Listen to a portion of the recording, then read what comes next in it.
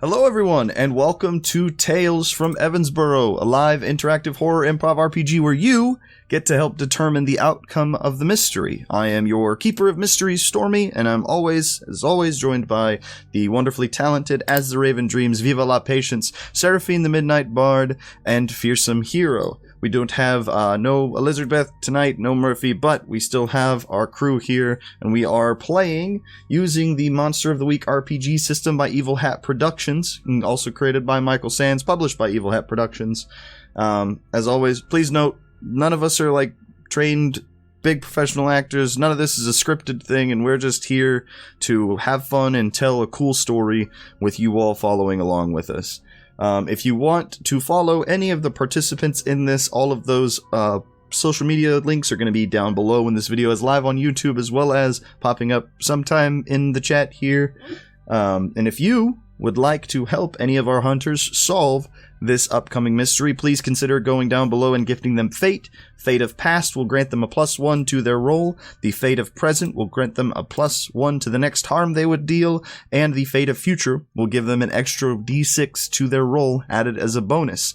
As you see, we have 6 Past, 4 Present, and 3 Future through different audience interactions, donations, and Patreon setups. So, if you aren't able to donate, that is perfectly fine. We do put in audience interaction through Calculated as well whenever we are setting up the fate boards for the next game. So make sure to be sharing the streams, liking the videos when they come out, sending us art. All of those help contribute to the fate board, which helps contribute to our hunters' survival. Because things have been getting a little nuts recently. Thank you. Yeah. And before we get started, we normally have a spot for announcements. I currently don't have anything big at the moment right now, but do any of our hunters have any cool, fun announcements they want to send out before we start? What we got? I do. Okay, this might not make sense or be as big of a deal for those not in VRC, but I finally have my real full body tracking, so I am now going to cause chaos in VR. Nice. Yeah. Oh yeah. Cool. Cause that chaos. Cool. Anybody else?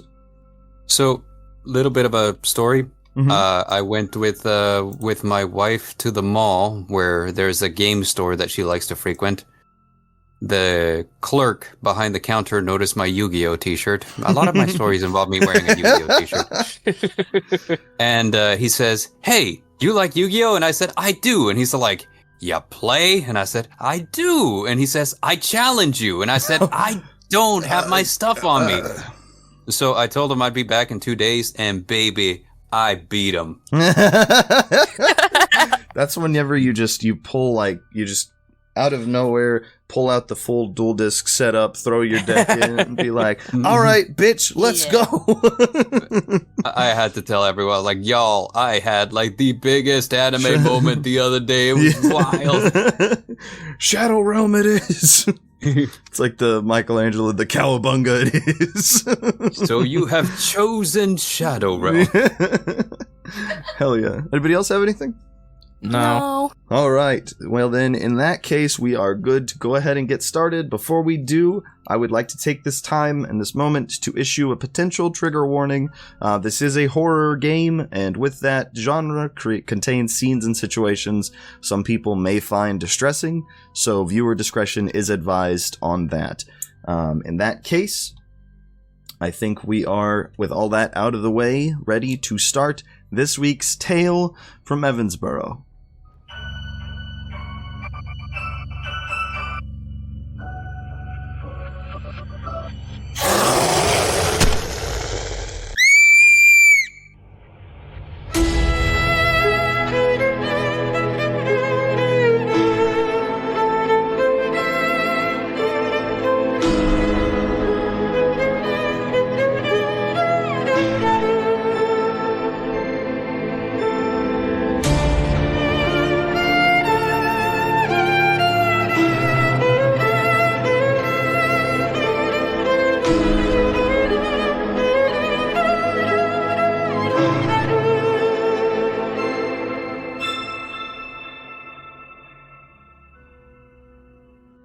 All right, and we are back. So, as always, we normally like to start this off with just a little bit of bookkeeping.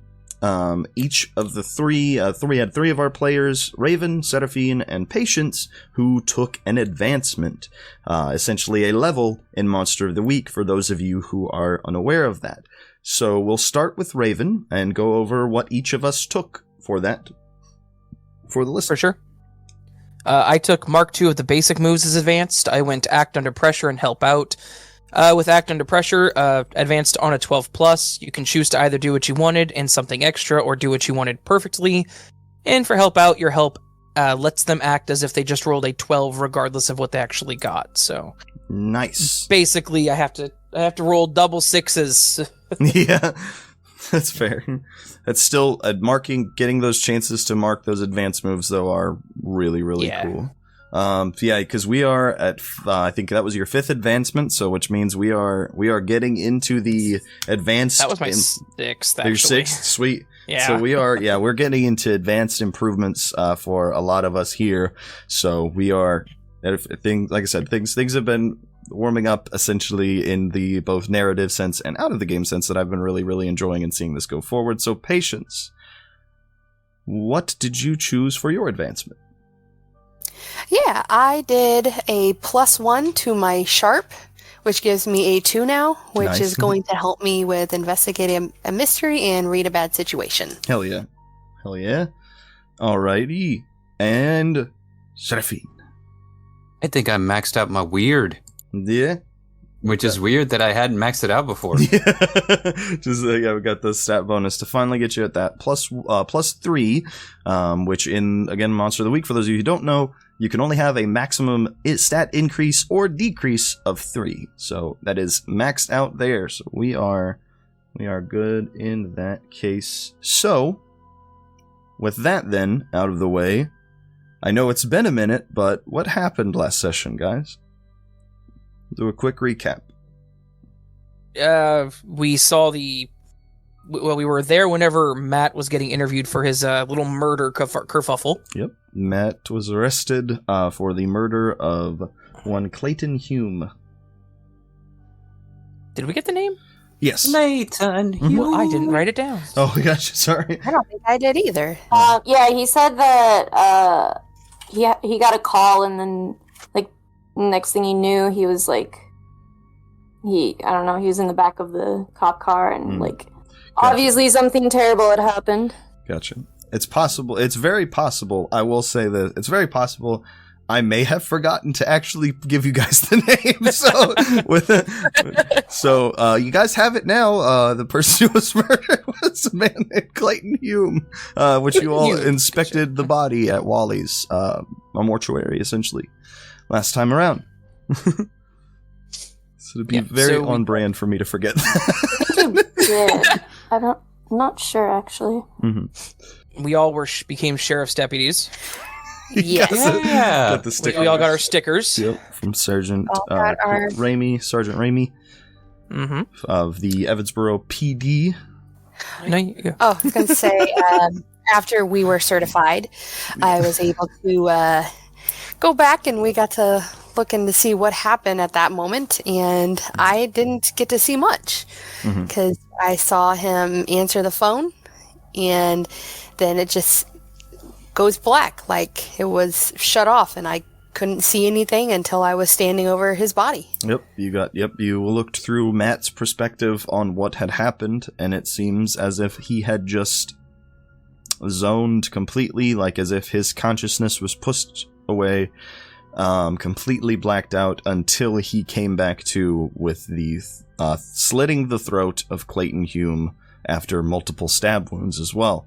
So he really did a number on this guy. Our good friend Matthew Thorne. We have that.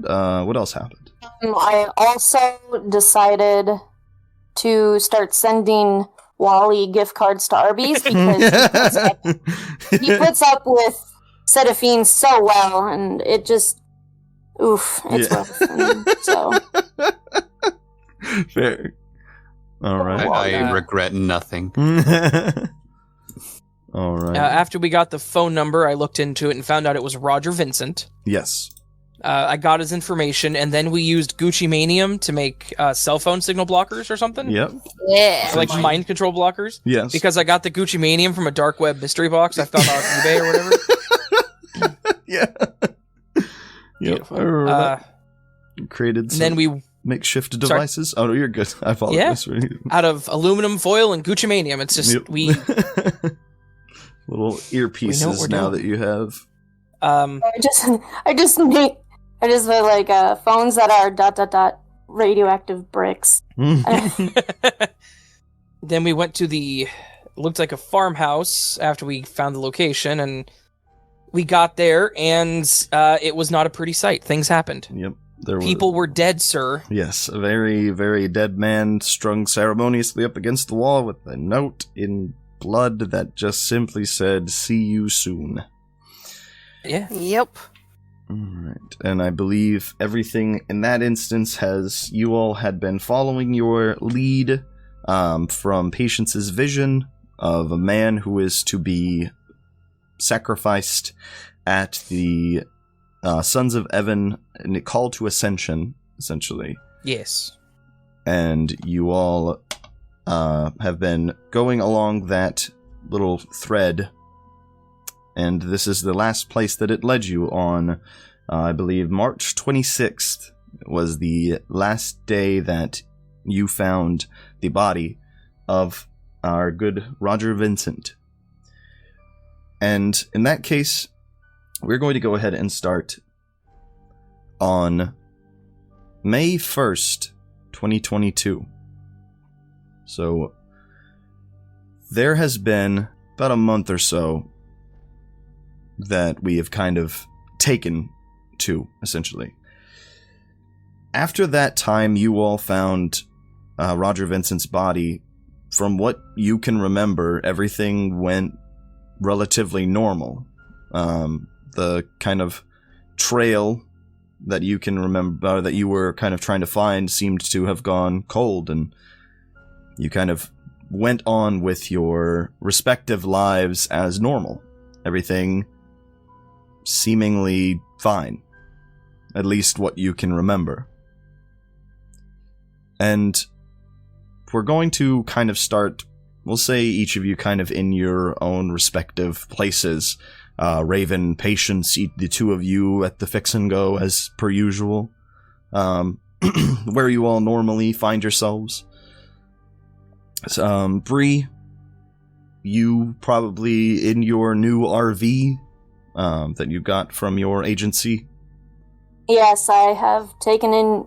I become a recluse and doing a lot of soul seeking, some bird watching, which is not like me at all. So it's kind of cringe. Yeah, I get you. And Serafin, what do you think you've been doing this past month, as far as you can kind of remember, if things were to go kind of normally for you? So I've taken up hockey. Of hockey?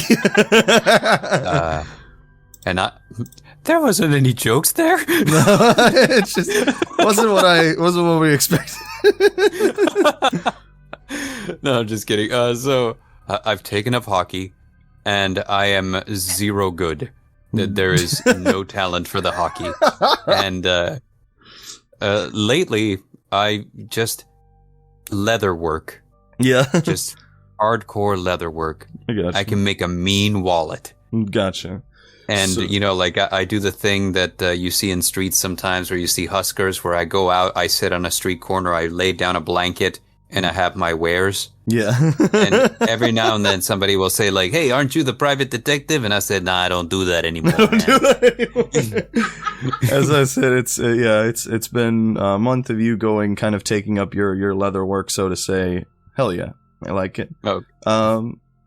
Bree, you said you've been kind of reclused a little bit.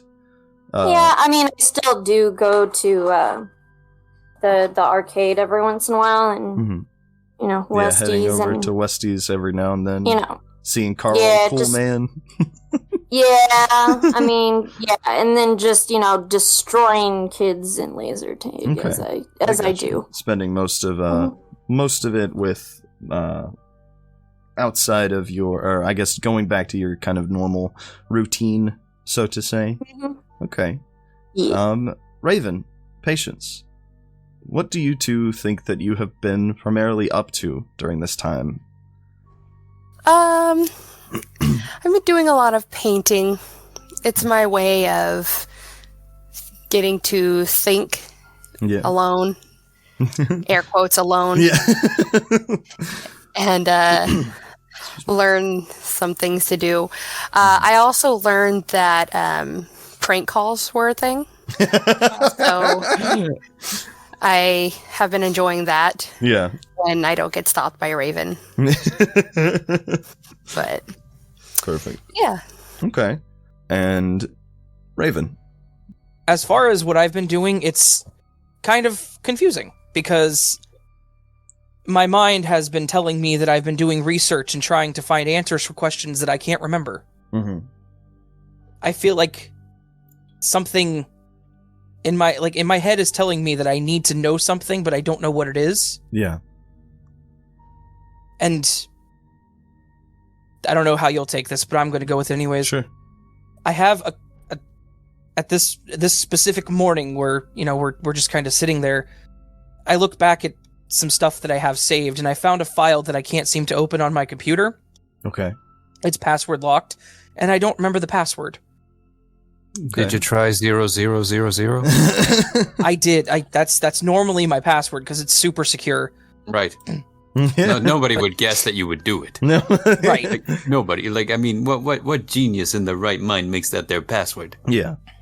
Okay. So for the most part, I've just kind of been sitting here and trying to figure out what I'm not doing. Yeah, imagine the idea of going down and sitting, kind of this nature of sitting at your computer, opened up a browser or something like that, of like, you kind of going with the intent, almost the nature of walking into a room and forgetting why you walked in. Definitely. I get that. I have had some conversations with Mr. 1673 about things, but they haven't been our normal conversations. Okay. They've been very mundane. Yeah, just, how have you been and stuff like that? Yeah, very friendly, which is not how he and I usually talk. Yeah. Okay. I like that. I like that a lot. So we have, as this time has been kind of passing for you, Raven, sit almost... I imagine a lot of it kind of is a very frustrating thing for Raven. It's kind of getting to that real point of true, like, anger, essentially, at the fact that this just keeps happening. It's like, what the fuck am I supposed to do? Like, I get... And... Yeah. Okay, and you're sitting kind of in this thought stewing, I imagine, with that these thousands of thoughts running through your head, stewing over all of them, and suddenly nothing. But this thought process for you, Raven, is interrupted by the alarm of your phone going off. What's your... I don't think we've talked about what your ringtone is, Raven. I humps by the Black Eyed Peas. Because Serafin changed it to that when he wasn't looking. So I'm sitting there and suddenly the Black Eyed Peas starts playing out of my phone and I'm just thinking, what? And you look down and the phone that is on you, it's recognizable to you. It's not a... What's the word? I would say it's something that comes up as a blocked number for you. Seeing it, I imagine the way you have yours kind of set up, being able to see like that number itself, but still saying like blocked call or something along those lines. I'm not sure, you know me, I know so much about technology and how it, but I would say along those lines, you, Raven, the player, would more than likely recognize this number as what is supposed to be the number of Roger Vincent that has been used as that number that is called several times now through both Matt and back with Jeff, or Jake. And as you kind of see this ringing in your hand, as the Black Eyed Peas are going... Sorry. No, you're fine. I like it. As this is going for you, it is... I'd say there is this bit that you, Raven the character, start to get that... You start to kind of recognize it as these bits of little bits of memory are kind of flooding back. Essentially, it's little sections. You know, there is something with this number. There's something wrong about this number. You haven't gotten a call from this in almost you haven't seen this number in almost a month. Okay. What do you do? Well, seeing as how I vaguely remember the number, but cannot seem to remember the bad parts of it, I feel like I would probably answer it. Okay. Just because I know a lot of people, right? Yeah. And they're calling me. Surely it's important they can't text me. Yeah. And as you, Raven, as you answer this phone, kind of the usual, hello, what is it, stuff like that, you hear Maddie. As he kind of as you answer the phone, you hear him asking just, boss, is that you? Yeah, this is Raven. Right, Raven, it's me, Maddie. I've been, I don't know, I didn't know who to call. I think I've done something real bad. I feel like I haven't talked to you for a long time. Yeah, I've got, I don't know how long I'm gonna be able to talk. There's a lot that's going on right now, and I don't know how. I'm scared, boss. All right. Well, I mean, whatever you did, I'm sure we can talk about it. It can't be that big of a... Wait. Yeah. What did you do? Raven, as this conversation, I would say you start to think about what happened on March 26th of 2022. After you had found the body of Roger Vincent, this is where we are going to kind of collaboratively start telling this story a little bit of how this went down, of this disaster of a mission. You all, I imagine, what do you guys think we all did after you found that body? My first thought would be to kind of try to pull Patience away, seeing as how she's a kid. Yeah. And that scene was pretty brutal, so I mean... So afterwards of kind of the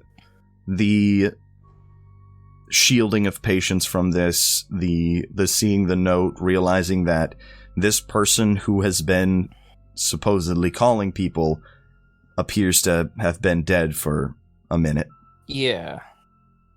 Yeah, there's obviously and plus the notes that's obviously going to freak me out a little bit. Yeah. Because for the most part, we've kind of been a step ahead of everybody, but this feels like everything's a step ahead of us. Yeah. I would probably comment on the note, be like, well, that's really considerate of them. Just, leaving us a greeting. Yeah, I'm glad leaving us a good greeting. Yeah. They'll see us soon. I mean, how delightful is that whenever, somebody just lets you know that they're thinking of you. What do you guys... I would have preferred a card in the mail, but that's okay. Yeah, I would have really enjoyed, a fucking gift card or something. So, what do you guys think the group's next what's the word? You as a group, what do you guys think your next move was that day? Personally, I think this is a very huge sign to GTFO before something bad happens. Like, dead body, dead body, dead body. Go. Yeah, all right. I imagine, I'm kind of in that same mentality. There's not much we can do here, obviously. Yeah. Part of me he's kind of dead. Yeah, Murphy kind of maybe taking a couple of pictures and starting to call it in. That's part of what I imagine Murphy would probably do. Say something probably akin to like, man, if I had taken those first aid courses instead of starting the grunt work for getting into leather work. So yeah, Murphy's maybe I'll do it. Calling in. Maybe I'll do that now. Nah, you know what? I'm gonna get into hockey instead. Yeah.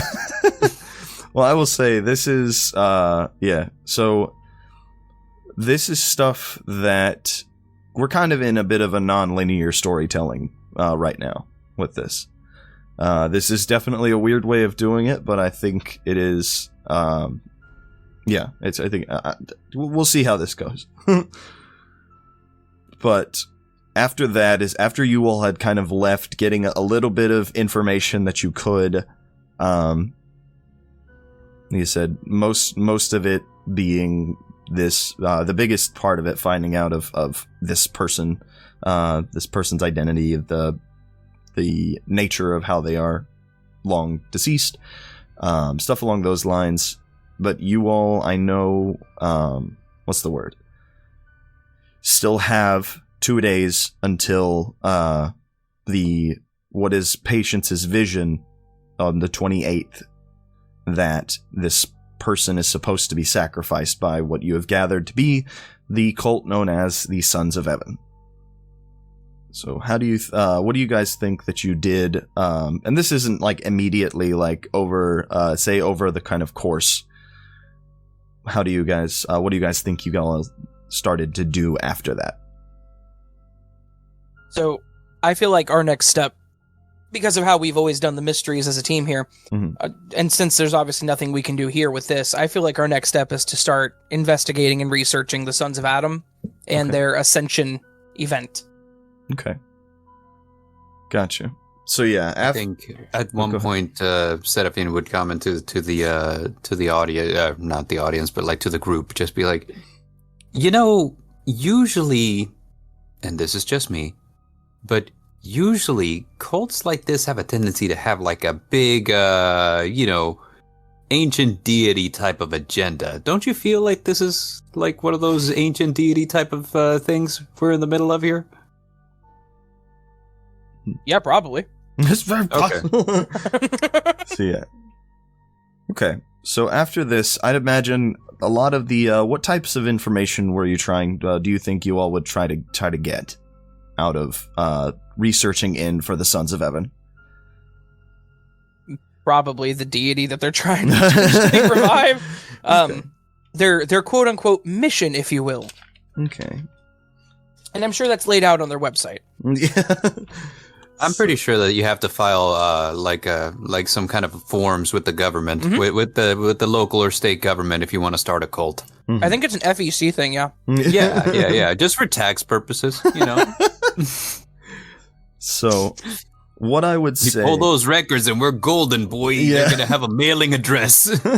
I guess, as Serafin, I'd like to ask, hey, you guys remember if we ever asked the Skulls if they knew anything about the Sons of Evan? Huh. Just a thought, it's could be worth investigating the means by which they are. The means by which they came to be. I'm sure they would answer us for a large pizza. I'm sure they would. And we're coming up on such a deadline. I'll get them the special with the wings and everything. Oh no. Yeah, Huey doesn't like wings, just so you know. Yeah. Oh, right. Was he but he does vegetarian like or something? Three cheese sticks. Huey decided he wanted to be vegetarian. Yeah. The other two are making fun of him. You gotta be gentle. Yeah.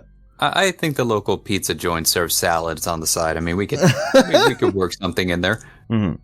So one of the things I will say, as you guys kind of going towards avenue of trying to ask Huey, Dewey, and Louie, because I know you guys did ask them of the person who they referred to as their planter. Whenever you had asked if they had, like, what's the word? If their planter, essentially, the person who brought them here, had a gold mask, they stated that theirs was something like theirs had a smooth face, like an odd, not necessarily human face.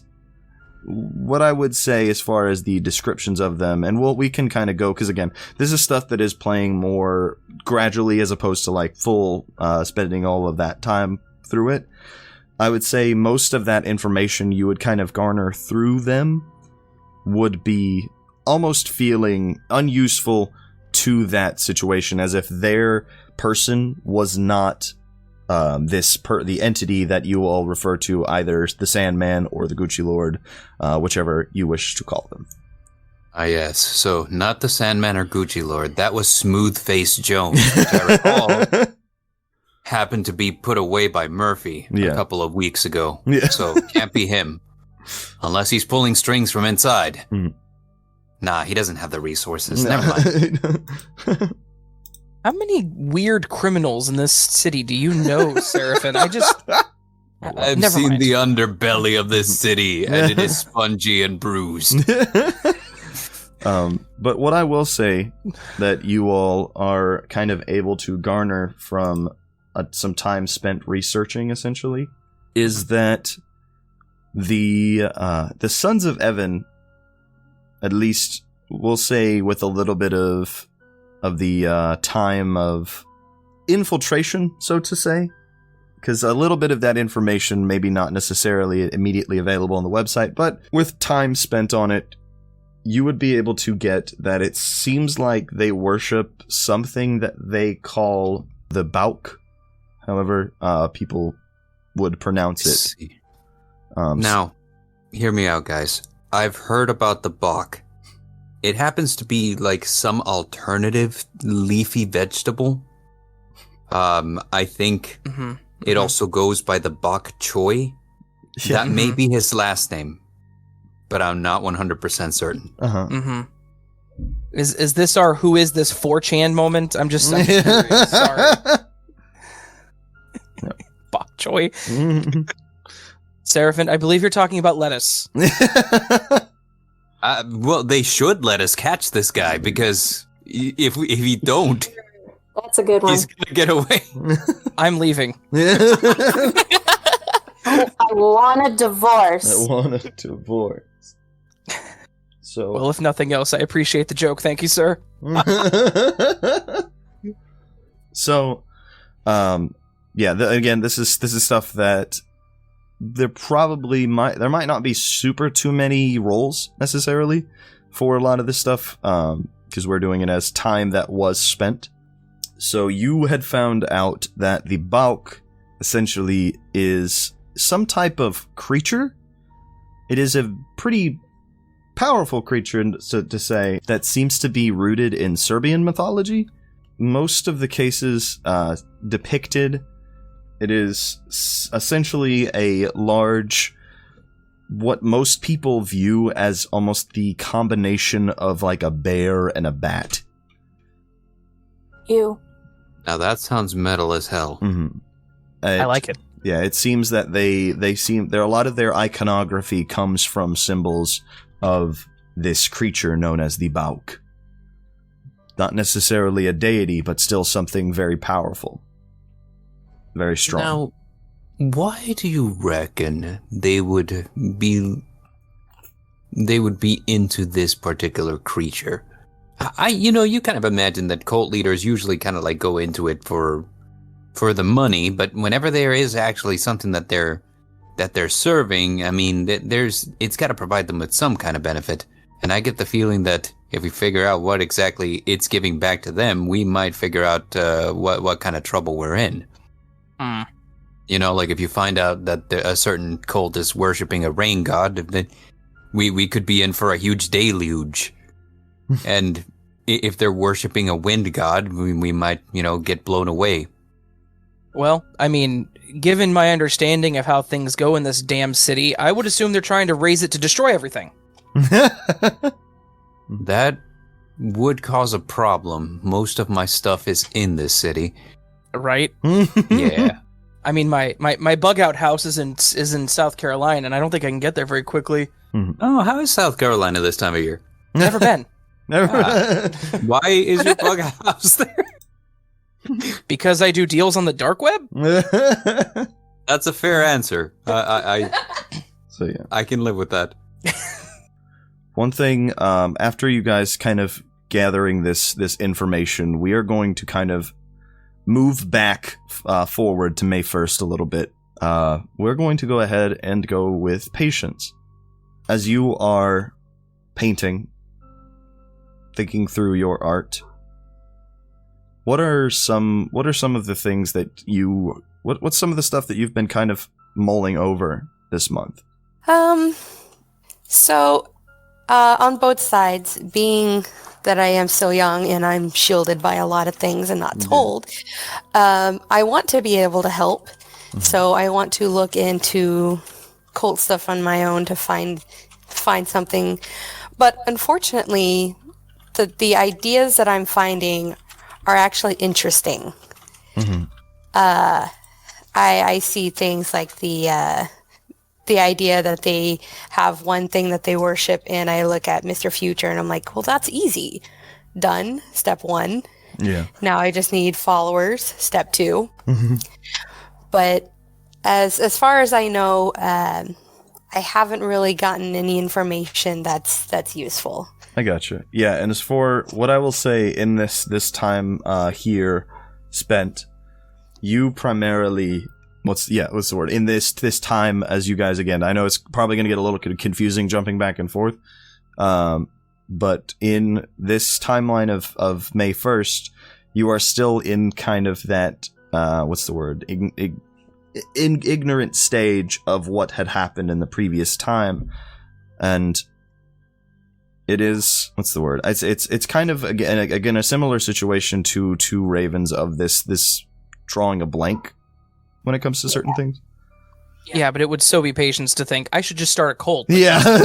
Yeah, it's like I think that's a fair thing of like of Patience. You've been kind of thinking about the idea of how easy it would be to start a cult of It's like you just need some followers, you just need a plan. It'd be so simple. A logo. I mean, logo.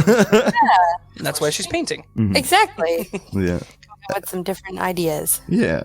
One thing I will say, in that case, Patience, in your paintings, you primarily, I'd say we'll say you're going over a few of them. We have this, what's a few paintings you'd say you would be doing? I primarily do watercolors. Okay. Any particular themes? There are quite contrasting differences. I like doing just like fields of flowers and different things like bugs or animals in it, turtles. Yeah.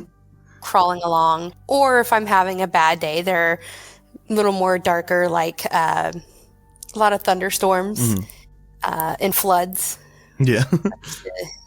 Houses floating away, Yeah. big creatures in the background. Okay. Hell yeah. I see Patience sitting there watching Bob Ross trying to paint the thing, but just making it this hellscape. Exactly. Like, that's perfect. That's exactly what he's doing. Happy little burning building there. Hell yeah. Well, Patience, as you are painting these hellish scapes, one thing I will say, you kind of start to notice this symbol that seems to keep popping up. And it's a similar situation as I was saying earlier to Raven, where it's this thing of recollection, but maybe not necessarily the knowledge of it knowing, at least currently. And you're kind of sitting looking over all of your drawings, and part of me imagines, at least what you can kind of remember of everything, Mr. Future he's not been quiet. He's not been absent. You just don't recall many conversations with him. It's like this, as you're looking at these paintings, the watercolors of your scapes, you see popping up in several different spots, maybe inside the window of a building or on the back of one of the bugs. Like, there is what looks essentially to be like a walking cane, and at the bottom of it, it starts a spiral that goes around the top of the walking cane and circles and continues within until it finds the center of this walking cane. You look at it and started to kind of know this pattern that it seems to be popping up everywhere in all of your paintings that you've been doing. And part of me is imagining maybe like a bit of a sporadic look around once you these things. It's what's the word? A feeling of anxiety almost at the sight of this symbol. As you're like, why did I draw that? Yeah. Why is it in that one? Why is it? And it's kind of like gradually getting worse and worse until you are kind of frantically pulling at your pages. Like, I imagine your little like notebook that you've maybe got a couple in your drawer that you've like stuffed in there as you're pulling them out. Just like, why is this stupid spiral symbol on all of my papers? Yes, I get very frustrated when one thing is messed up. Yeah. Why Raven knows he has to knock before he comes in. Yeah. So otherwise they're just strewn about. Yeah.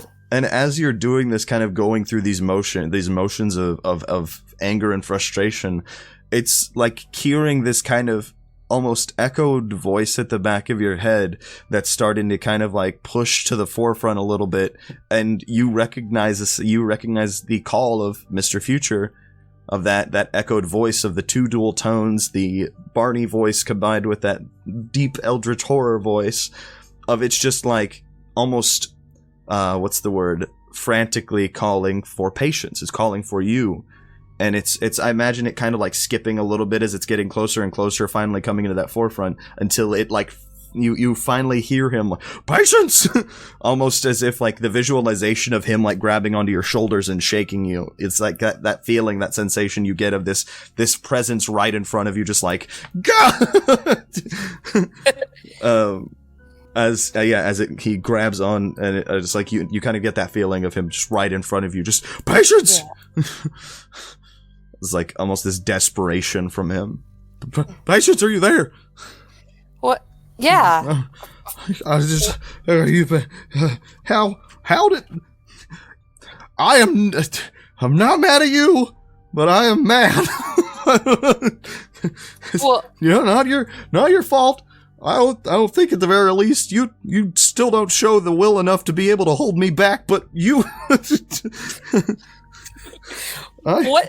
Wait, what the hell is happening? What? We have to talk.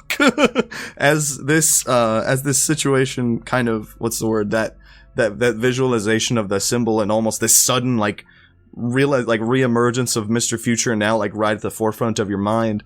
A similar situation with Raven, as you're kind of like looking over at these symbols around, you start to get a recollection of what that is. And this is what we are going to move back again to the 27th of March. Back as you all were in the process of, because I will say, the initial plan, I remember you all telling me about the initial plan earlier, a few sessions back, was the idea of infiltration. Yes. So for the preparation of that, I know we had talked about Bree setting up the surveillance van. What did we ultimately decide on who was going in and doing what? That was a good question. I think we said Murphy was going in. Mm-hmm. Murphy and Patience, I think. Mm-hmm. I could be wrong. Yeah, I feel like it was Murphy and Patience. Yeah. Okay. Yeah. Oh wait, no. Wait. Because Murphy's the cop and Patience has incredible hidden powers. Sounds right to me. Wasn't it? Because the communicator is unidirectional, right? They speak to it, he hears them, or he speaks to it and they hear him. He speaks to it and they hear them. So it's whatever Serafin speaks when he is using it. Okay. Is used and heard to whoever has the receiver, essentially. That's right. Whoever has the communicator itself is essentially a device. Serafin has this essential arcane tattoo around his wrist from the device that Robbie helped create with you all, your all's design. So I remember he and I were going to stay behind, and I think maybe it was Murphy and Bree and Patience were going to go in, and they were going to be rigged with. One of them was going to have a camera, and we were trying to find somebody specific. Okay. The guy from Patience's vision. Trying to see if she could have found him. Right. So Patience was supposed to stay with us because she has to be able to see. Okay. Yeah. Okay. So this was a while back. I'm trying to remember. No, you're fine. You're fine. I think this is a good time to kind of, again, this is mostly us talking about how this went down, how this night went, over the process of the few days that you guys were there and what led up to this amnesia of a month's worth of lost time that you guys have. Mm-hmm. So I feel like Bree and Murphy going in makes a lot of sense because Bree and Murphy. Yeah, because Bree's the brawler and Murphy is the cop. So but aren't we weren't we trying to just like kind of? Well, I have the surveillance. The surveillance equipment is in your van. It's perfectly able for you to, if you want. I definitely would say that surveillance equipment could, because again, it's a government organization, would probably warrant you having a body camera, essentially, like a covert body camera. But it's also, you don't like it. If you want to be the one operating it, that's perfectly fine. But you don't have to be the person operating it. If that is an issue. I think because I'm rather aggressive, I think I could have sworn. I know, like, I was gonna be a part of it, but I don't know about physically, like, going in. You know? Okay. More like just keeping really close track of Murphy and Patience, and like basically, if anything goes. Yeah, because I will say this is a whole ranch that they live in. The headquarters, so to say, of the Ascension Ranch is it's a whole like place. It's like a whole building facility. Not like a facility is the wrong word. Like a resort, compound essentially. Type. Okay. Because it's like one of those off resorts essentially. Back in August, I went through my notes and I did write Plan 2 to infiltrate the cult, Bree and Murphy, and we surveil. Oh, okay. Yay! But as I said, if that was 3 months ago, though. Yeah, so I mean, if we want to solidify the new group going in, I will personally say, Murphy, that'd be fine with her going in. It would be nice if another player went in, so I don't have to be. I don't want to. What's the word? I don't want to sound rude with this. I don't want to play myself going in because I don't want to feel like I'm taking your guys' stuff away from this. That's fair. I mean, worst case scenario, I may not be the best socializer, but I can go in. Yeah. I would say I could always go in, and maybe there is some kind of communication that we could have between me and Bard. Yeah, we could do that. Or hear me out here. All of us go in, Bree stays back and surveils. I think we were trying to minimize who goes in so we didn't look weird. Yeah. All of us just walking in and it's like, yeah, she's watching us. It's cool. She's got our backs from the van. I mean, it'd be nice to have another set of eyes, to go over it. Yeah, I'd be cool with staying back, I guess. Just kind of like a huge contingency plan. I could make fire, create distraction if things go south. So okay. I'll volunteer to go with Murphy. Okay, so it was then Murphy, Raven, and Patience, or am I confused? I mean, don't cults like children, like so they can like be like, hey, come fresh blood. Yeah, could kind of go in on that. Indoctrinate note of, them like, while they're young. Yeah, there you go. We have a new one for the indoctrination. Okay. In that case, then I guess Patience to go with us, and we'd be looking for the guy that she saw, and these two would be lookout with the cameras to tell us if something looks off. Okay. So that's what you all had decided on that day. Whenever you were initially going in on the, we'll say that when you all went in on the 26th, that was the initial plan. You all were going to have Serafin and Bree sitting out in the RV. Part of me imagines in maybe like a spot. You were able to find a location out behind the ranch, maybe somewhere in the woods, because Bree, you travel in the woods very frequently whenever you're out in your RV. So it's not hard to assume that you would know places to go and just park your RV and kind of wait. Hell yeah. I can be super sneaky. Yeah.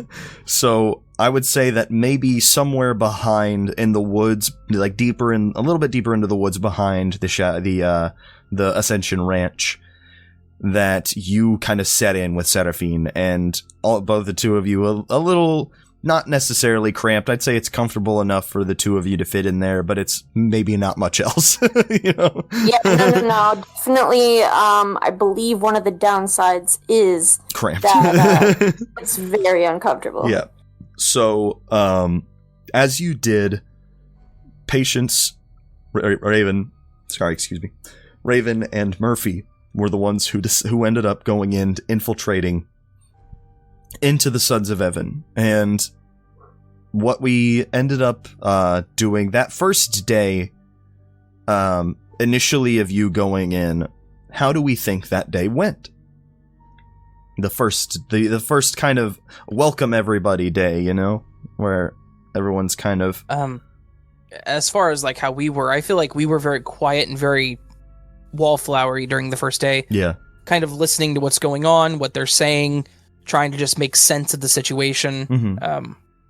Why am I picturing like one of those like super eager, like, you know, people who's like super into the faith just kind of comes out like, oh, hi, new faces? Yeah. Welcome. There was for sure like the welcoming committee of a few different people that were there that were very excited to have these new people here. And especially those people who have their eyes open just a little too wide and don't blink enough. Yeah. These are as wide as my eyes can go. I've got very small eyes. But yeah, there was definitely like the welcoming committee of people who were like shaking individual hands of just in an almost unnerving manner for the people. I imagine it's fine for the people who are like, you know, ready to drink the Kool-Aid, but you know, maybe to people who outside who maybe have some sense left in them. Maybe that's just like, wow, this person's being kind of weird. Okay. Hi, Becky. We see you. Yeah. We see you, Becky. Yeah. Hi. Hello again. Welcome. Oh, you've brought a child. How perfect. Like who made these cookies? It's like no, don't eat the food. We got cookies and Kool-Aid, child. Yeah, right. Oh, cookies and Kool-Aid. No. So yeah, I definitely. Part of me is like, if we thought the Freudian slips from Al were bad in the from the fucking elf. Oh God. I can only imagine how bad they were at the Ascension Ranch, because these people are, you guys know what these people are capable of. Yeah. You guys know what they plan to do in 2 days. But Patience, it's very important that you understand these people kill people. Do not eat the cookies. Do not eat their food. Here's a granola bar I packed specifically from our stuff. Yeah, you would. Yeah. I will take you to Chili's if you don't eat the food. Oh, shit, okay. Oh, fuck yeah. And so I imagine there was a lot of that. And again, Murphy kind of following that lead, essentially. A lot of it was that same spent of like, oh yes, thank you so much. And like when they turn away, like holding like a glass of wine or something and like, oh, thank you so much. And they turn away and like throwing it into the nearby plant. Like, thanks. Great. Yeah. Oh, good. 5 minutes. Glug, glug. 5 minutes later, what happened to the philodendron? Why is it dead? Why is there at least 7 glasses of wine poured into this plant?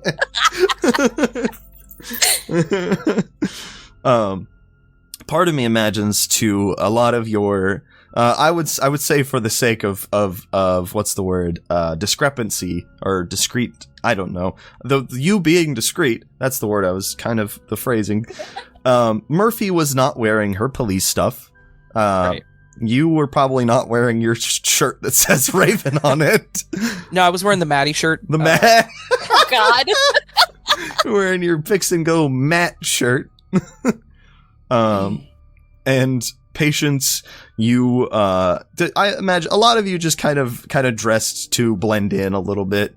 And so there was the first initial day, part of me imagines they ended up giving you like white clothing, like the usual, like here's some loose fitting white pants and a nice button up white long sleeve shirt.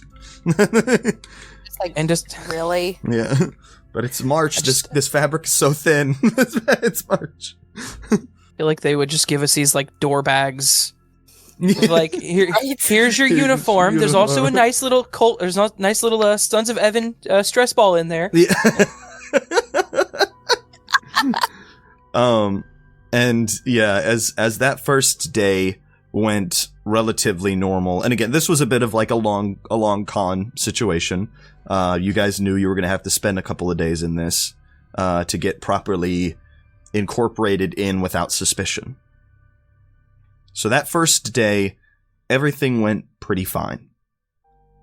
Patience, one of the things I will say that did happen that day for you, as you were kind of like walking around everything, you open, I imagine like maybe Patience like walking by a doorway or something like that and quickly seeing through the open doors what looked like the man that you would probably know in this instance as the Grand Poobah father. Where's the... we threw out his name! Oh no! I've drawn a blank! Where is it? Oh. Did we have his name? I don't Father know Todd. if we did. Chris Todd. Okay, there we go. Chris Todd. Christopher Todd. Father Todd. Sorry, I had it in my notes. I just fucking... It just shot right out of my head. So, as you are kind of like walking by, I imagine you go and see this, again, late 50s man who part of me imagines you're walking by as like they're putting on these like ceremonial robes for him. As it's you see kind of all over the back, like his body, these what's the word? Different ceremonial scars and tattoos, seeing what looks to be the symbol maybe on the shoulder that you recognize to be that same leaf-like elder sign that you ended up studying in to realize was an elder sign. You see the Hamsa, which I believe is the hands with the eye kind of tattooed in there, and then at maybe like the center of his spine, right up near between his shoulder blades at the center of his spine, going down it, you recognize that cane that leads into the spiral that you had been drawing these symbols of. And that was in his... That was right, yeah, right on his, like right on the back, up in between the shoulder blades along his spine, taking up a fair amount of his back. Okay. And we kind of, during that was like, as you were kind of like getting ready to go to sleep, seeing that, and this is kind of like maybe that triggering thought of, of that night. And we are going to cut back to the May 1st. We're going to move back up in the timeline again with Bree. As you are kind of back in, again, the same level, Bree right now currently has that same level of ignorance of what happened that day. Yes. You are kind of going through your motions of kind of that hermit talk, essentially. The hermit lifestyle that you kind of took back into, except for your trips into town to go and enjoy Westies, your trips for work, which there hasn't been Yep. too many jobs that Shappa Okay. that Shappa has sent for you, at least again that you can recall. You haven't had to go through too much work, and a lot of your time has been spent kind of secluded. Okay. What are you? I know you talked about the going to Westies. What are some of the other things that you think maybe put you in a bit of maybe like a funk? Part of me is imagining this is like Bree maybe not feeling the greatest right now. Yeah. What are some of the things that you do during this funk? I guess not having as much of the excitement Yeah. going on, like the monsters, and not being able to, kick ass. Yeah. Take names. Mm-hmm. I also kind of don't go to choppers as well, because at one point they did play that song again that freaked me out, Yeah. and so For sure. it just kind of, I don't know, The like music, going there is something just about it sets off your anxiety to Yeah. no understandable level. it's so ridiculous. Yeah, like Part of me is Holy imagine moly. Cody has had to like kind of take over fully on it. Yeah. and Yeah. I imagine that it's closed more often than it is open Mm-hmm. nowadays, because Cody Yeah. still has to run the gym. So it's just like I'm gonna do my best to, I'm gonna do my best to keep my time open, but Yeah. so yeah, they maybe this yeah, has been- just not enough like going on, and so I'm Yeah. like kind of like growing tired and lazy. yeah, back into Bummed. those, over the Spith monk, kind of cycling back into those times of, the late nights of staying up with a gun at the door and going to sleep and having the awful nightmares and waking back up in this kind of cycle. Yeah. Okay. Hell yeah.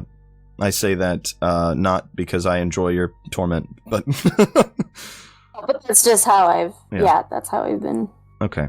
Well, That's how I do. part of me imagines that I'd say more than likely you woke up on the day of May 1st kind of with another start, as you normally do, waking up in a cold sweat as you do most nights, and kind of started that normal daily routine of trying to, I don't know, maybe just feel something, Well, yeah, and I also kind of have like an annoying, nagging like feeling that I'm forgetting something or I'm missing something, that maybe and that like has really gotten on my nerves. yeah, maybe something. It's like something messed up, and it's just like you want to fix it so desperately. Like when you're going on vacation and you packed everything, but Yeah, as you're leaving, you're just like, God, I know I forgot Realize- something. yeah.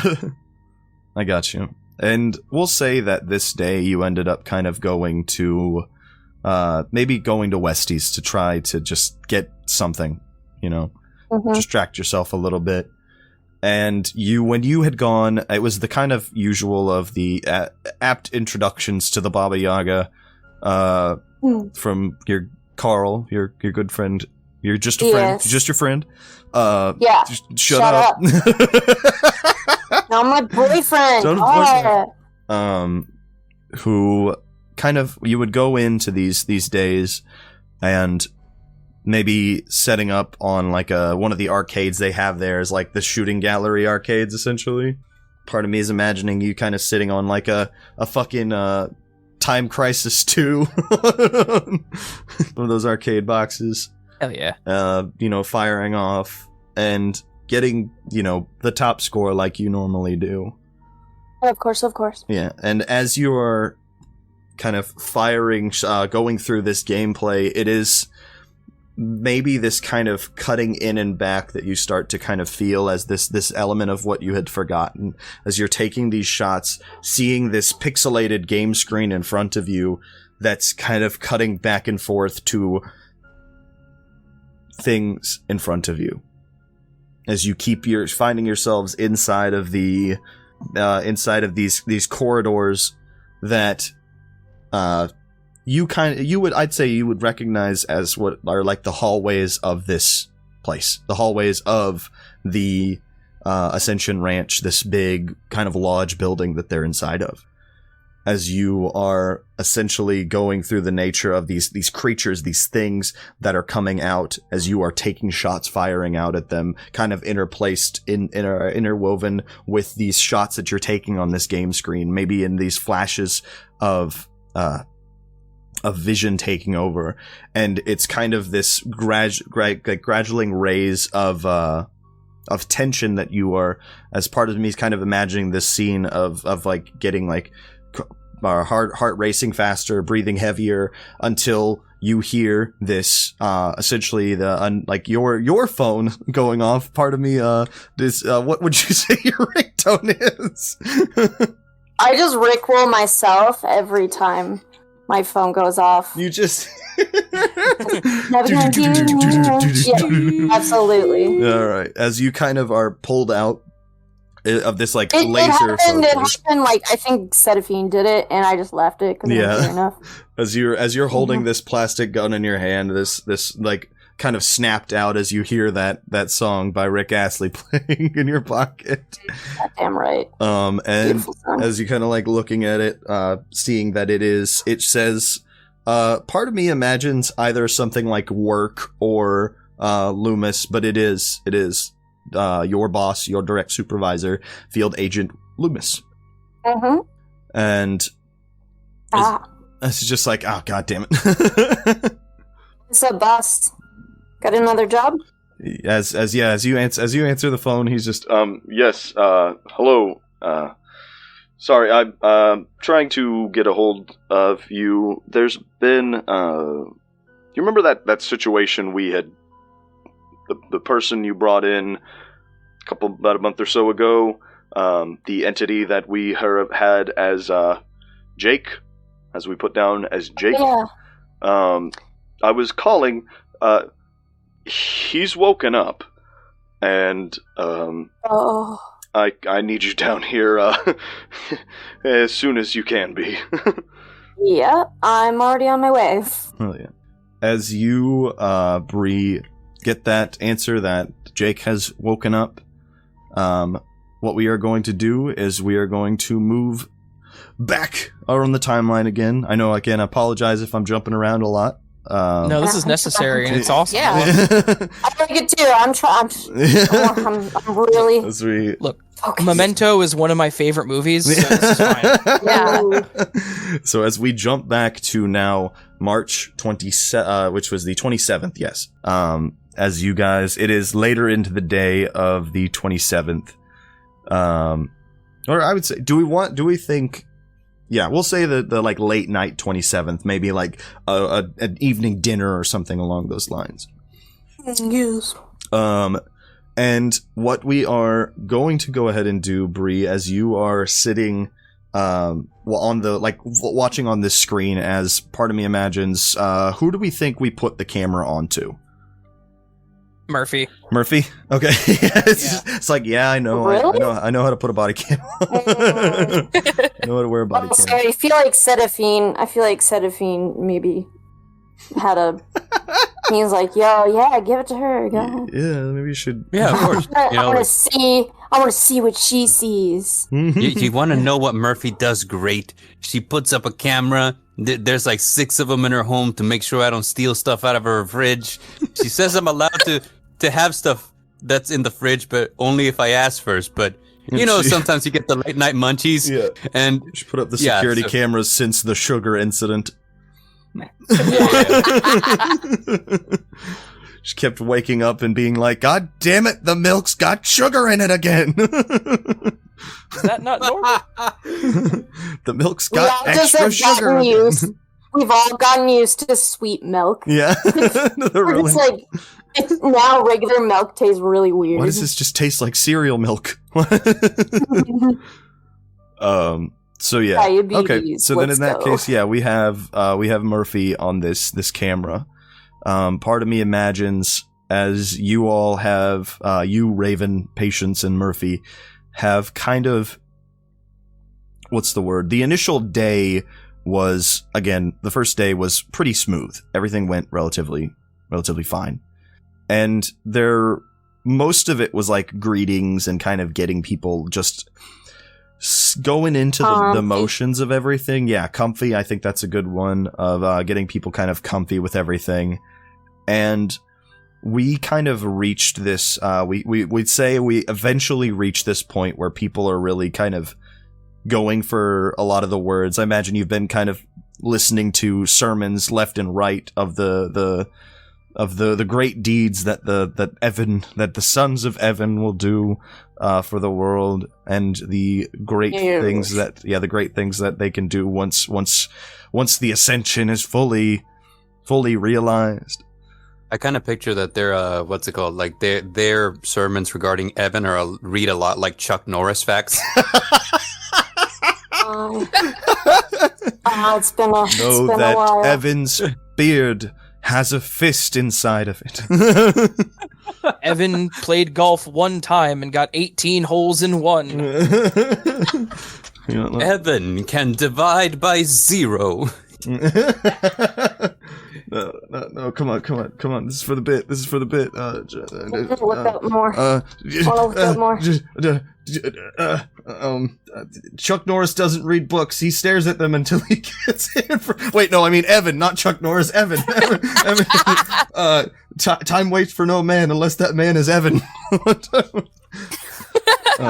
That's all. I could sit here and do this for hours. There's 101 of the facts, but just take all 101 of them as they're all speaking in like the That was literally they gave us the flyer, and that was the name of the pre-dinner sermon. 101 facts about Evan. It's like, Evan I think these uses pepper spray to season his meat. It's like, I think these are, like, you guys kind of looking over them. It's just like, are these just Chuck Norris facts that they cut out? They photoshopped the word Chuck Norris out. People love it. So I'm gonna fill the chat with Evan's. Yeah, put in Evan's facts into the chat for those of us following along live today. Yes. Unfortunately, those of you watching this on YouTube, I will have a link posted in the description of the facts for you to read along during this, so you too can know the glory of Evan. But just imagine all of them say Evan and not Chuck Norris. Just use your imagination there, please. So during this initial, like I said, a lot of the sermons have been kind of going through that similar thing of you all, a lot of the people kind of starting to really get into this notion, this idea, maybe some of them without fully understanding, most of them without fully understanding what's going on. Part of me imagines there kind of comes this point, and I'd imagine you guys, again, kind of not being weird about it, just kind of playing along with this, like, oh yeah, Evan, great guy, fucking love Evan. Yeah. And I'd say there kind of came a point in this where they asked, they kind of called for, like, started picking people out, like selecting certain people out of the group, the people who they believed to be the most devoted. What I'd say is, yeah, they started kind of choosing the people who they believed were the most devoted in these sermons that they would be performing. And of course, you three got selected. Because you guys, I'd say, like, they know you're into this. They can tell you're into this for sure. Like, you guys love Evan, clearly. So that they did come into that point, and I imagine our good Becky, the very kind and very, what's the word, painfully kind, enthusiastic, thank you, painfully enthusiastic, kind of coming up to each of you in maybe like later in the day after the dinner was over, and just, well, we have a special surprise for you. You three have been chosen to come to a better relationship with Evan. Like that weird, like, big toothy grin smile and like. But that sounds like a great time. That sounds awesome. Thanks. Thanks, I hate it. Thanks. And soon you will be put in front of Father himself. And you will be tested. And I have the greatest faith that the three of you will be more than up for the challenge. As she kind of... It's just... Great. Yeah. As essentially they kind of, they kind of like led this, at this point, they kind of led you all into maybe, I'd say, like a separate little cabin area. Not like an actual, like, cabin out of it, but like a separate section of the ranch, essentially, where you started getting these, like, deeper initiates in. The high, again, the most, what they believed to be the most devoted of the initiates of the Suns.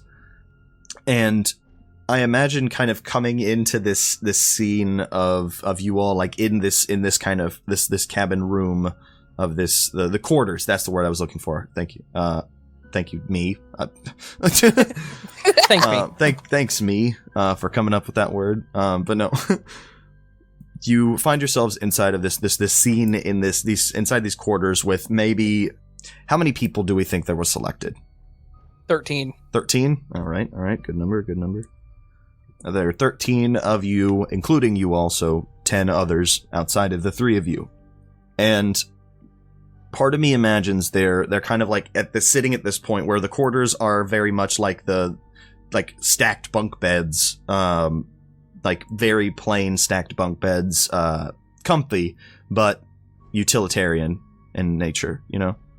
But they are kind of putting you in this area where there's like this big circular rug, essentially. I'm imagining like right in the center of the room, this big circular rug that has essentially like a spot for a speaking podium that as they come in, as Becky came back in, she kind of like, happily greets and just, all right, everyone. So thank you all for being here. We very much appreciate you coming to the ranch. And again, you all have a very special surprise. Each of you have been chosen to raise yourself closer to Evan.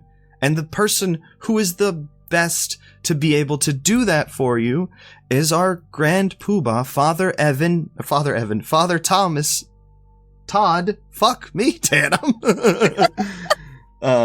Father Todd himself. That's fine. So is Becky okay? No, fuck. It's like, oh my god. I had one chance and I messed it up. Fuck. As Father Todd just stabs her. I was picturing like two people coming up like, no, I swear I'll do better. Oh gosh, you know what? Fuck it. We'll say that happened. We'll say something like that happened.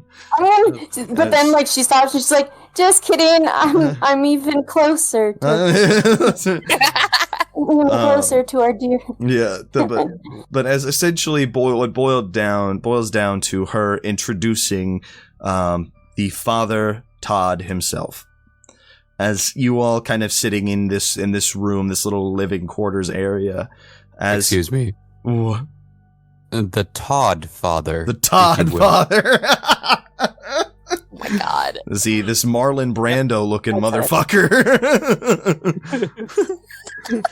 This Don Corleone piece of shit.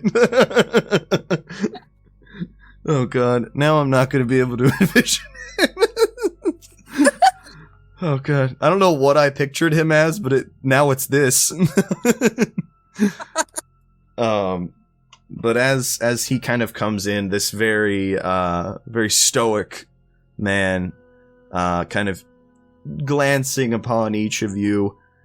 This very kind of cold demeanor of this man in these large, flowing white robes, kind of set with the, I imagine maybe like the open front of it. He's wearing like the loose-fitting pants, this like similar to what you are, but maybe with some more accenting on it, in potentially reds and golds that are kind of like accenting on it.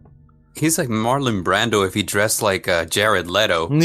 Yeah, right.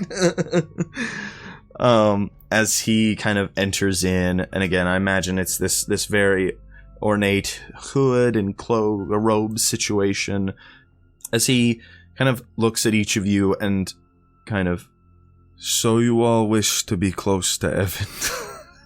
Jesus.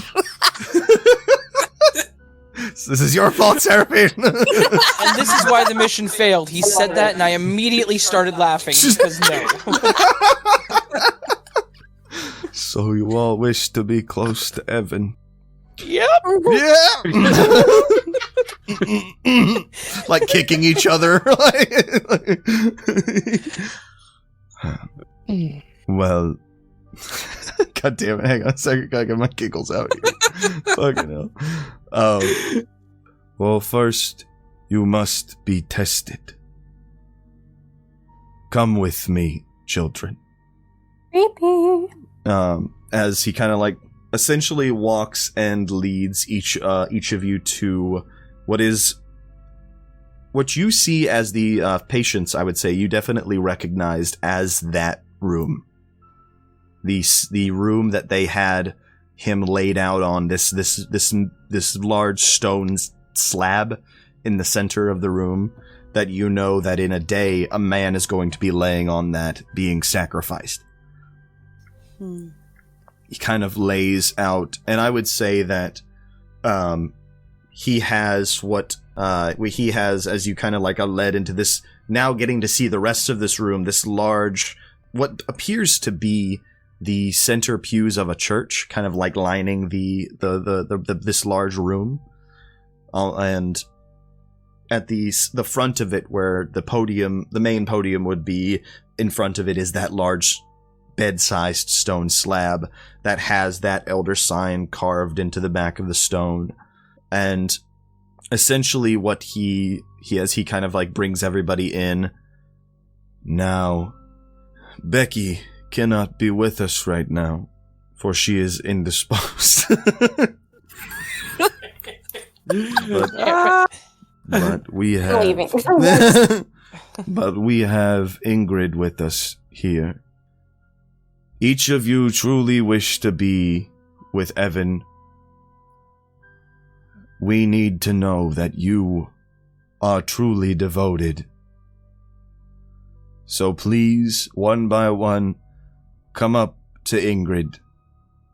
She will see how much you are willing to live, sweat, tears, blood into this world, into the glory of Evan. How much you are willing to sacrifice into this world and put in so you can get it back.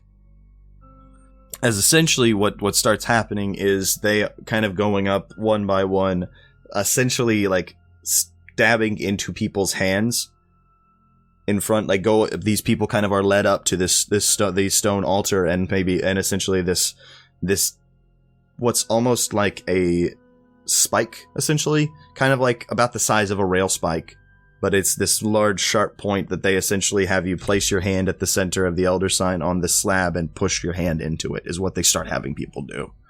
As the blood of the people in front of you all in line start to kind of fill up that groove in the stone slab. Tales from Evansbourogh will return after this message. And we are back. I hope you all enjoyed the art that was cycling through during that break slide. Like I said, the character art that was done is by Elizabeth Art, our wonderfully talented artist who plays Murphy on our show here. Her links are going to be down below when this video is live on YouTube, as well as hopefully popping up sometime momentarily in the chat. As well as the really, really cool fan art, like I said before, that was being submitted by you, our viewers. I absolutely adore everything that has been put in that I can put on that slide. Like I said before, I cannot stress how much that makes me happy that, for one, people are enjoying it enough to put in the time to make something for that, and also just how damn fun it is. You guys come up with some really, really cool art, and I love it so much. If you would like to have your art featured during the break slide for the streams, then consider sending them in to submissions to our email address we have at talesfromevansborough@gmail.com, as well as sending us through a direct message on Twitter at TF Evansborough. That's going to be down below. All the links for those are going to be down below, as well as right down at the bottom of the screen here on Twitch. Just head over there. We put as much updates as we can about the show, some memes, and there are some things that are going to start being put on there about the explanations of how to run and play Monster of the Week. Is something we've started putting on my TikTok channel at Scary Stormy on TikTok, but that is also going to be starting to get put on Twitter, as well as in the YouTube channel too. So again, send those in. We love them. Follow us on Twitter if you want to. And I think with that, we are good to get back to where we left off on the late night, probably in, I'd say, I want to say somewhere around like 10 or 11, like really late in the night. As we left back on Raven, Patience, and Murphy, who had been selected by the Sons of Evan, of what they believed to be Evan's most devoted, pulled in to a private meeting with the Grand Poobah Father Todd, our Marlon Brando acting ass leader of the Sons of Evan cult. And you all were brought into their own private quarters for these 13, including yourself, devoted followers, and then approached, introduced to Father Todd himself, and brought into what is you believe to be the ceremony room. That Patience had their vision that in one day a man is going to be sacrificed on the stone slab, that you all, after Father Todd essentially opening up the concept that for you to truly prove your devotion to Evan, you have to sacrifice for him so that you may get it back. And that sacrifice was each of you one by one going up to the stone slab of the stone sacrificial slab and giving some of your blood to the idol, essentially. As you saw people in front of you, a few of them in the front of you, putting their hands on the spikes, and the blood coming from their hands starting to fill up this groove of a carved-in elder sign. And that is where we left off, as you all saw this here. So we are going to jump back to May 1st, 2022, with Serafin. Yes? You, as you talked about, started getting into more craft, so to say. Imagine a fair amount of time potentially spent inside of your apartment that you hadn't been into for a hot minute, you know? Yeah. You finally got to see that your landlady, kind of excitedly greeting you back, after that event of you finally coming home and finally realizing you can. So you've been spending most of this time, as you put in, leatherworking, learning hockey, just some general, more mundane stuff. How would you say that's been kind of going with you so far with this loss, this at least current ignorance of what the past events have been? I keep trying to fill the void of that odd feeling of not remembering with other things that I might have forgotten. So, I took my car out for an oil change. First time in years. I can imagine that conversation with the mechanic. It's like, you want an oil change in that thing? When was your last oil change? When did the Berlin Wall fall? Jesus.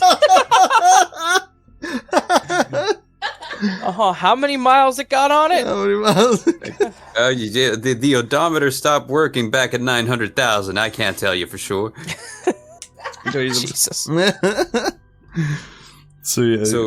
Okay. Took my car out for an oil change because I was like, oh yeah, I'd forgotten to do that. Balance my checkbook. I was like, oh yeah, I'd forgotten to do that. Yeah. And then, take my cat out to get dewormed. And I was like, oh, I'd forgotten to do that. I forgot that. You have a cat? I'd forgotten. Yeah, believe it or not, that was part of my initial spiel as my character, is that I had a cat. Oh. We'll say that this entire time, I forgot that I had a cat. We'll say Miss Gretchen has been like coming in and like feeding him and. Yeah. I was like, oh shoot. Yeah. I forgot that I had a cat. Yeah. I wonder what else I'm forgetting. Yeah, there's been a lot of lost time in Serafin's life. Like even throughout it. Would you say? So as this has been kind of going through these mundane motions, or did you have anything else you wanted to add to that? Oh no! Oh yeah, there's so much more, but I haven't gotten to it yet. Yeah, I get you. So, Serafin, yeah, as you're kind of returning to these mundane actions that you really haven't had the time for since you really started getting into the private eye stuff. Once you kind of took on this dream of yours, it started really like you started noticing more and more lost time. It was almost a kind of bit of a liberation in a way for you to start remembering these things of like, oh hey, I do need an oil change, or I do need to take care of my cat, I do need to spend time with myself, and to do some stuff that I remembered enjoying, but I haven't done. And part of me imagines maybe like as you're kind of like out with your oil change, out in your we'll say that, you're out in your oil change, and it's this really nice day out. It's March, so it's a little chilly still. Or, no, it's May. Never mind, it's May. We're in May, so yeah, we're in full swing of that. I apologize. Yeah. I forgot what day we were. But yeah, I lost time. But no, you are currently in this nice May day. It's getting into that spite of summer there. Spout of summer. And I wore spite summer. I can't talk. But as you're kind of taking in this fresh air, I'm imagining you kind of are interrupted in this almost. Most of the people, everything has been relative frustration. Serafin getting this kind of sense of tranquility almost. Of course. Yeah, it's just like, wow, now everybody's forgetting stuff. This is great. It's not just me. And you're taking in like the fresh smell of the Appalachian air.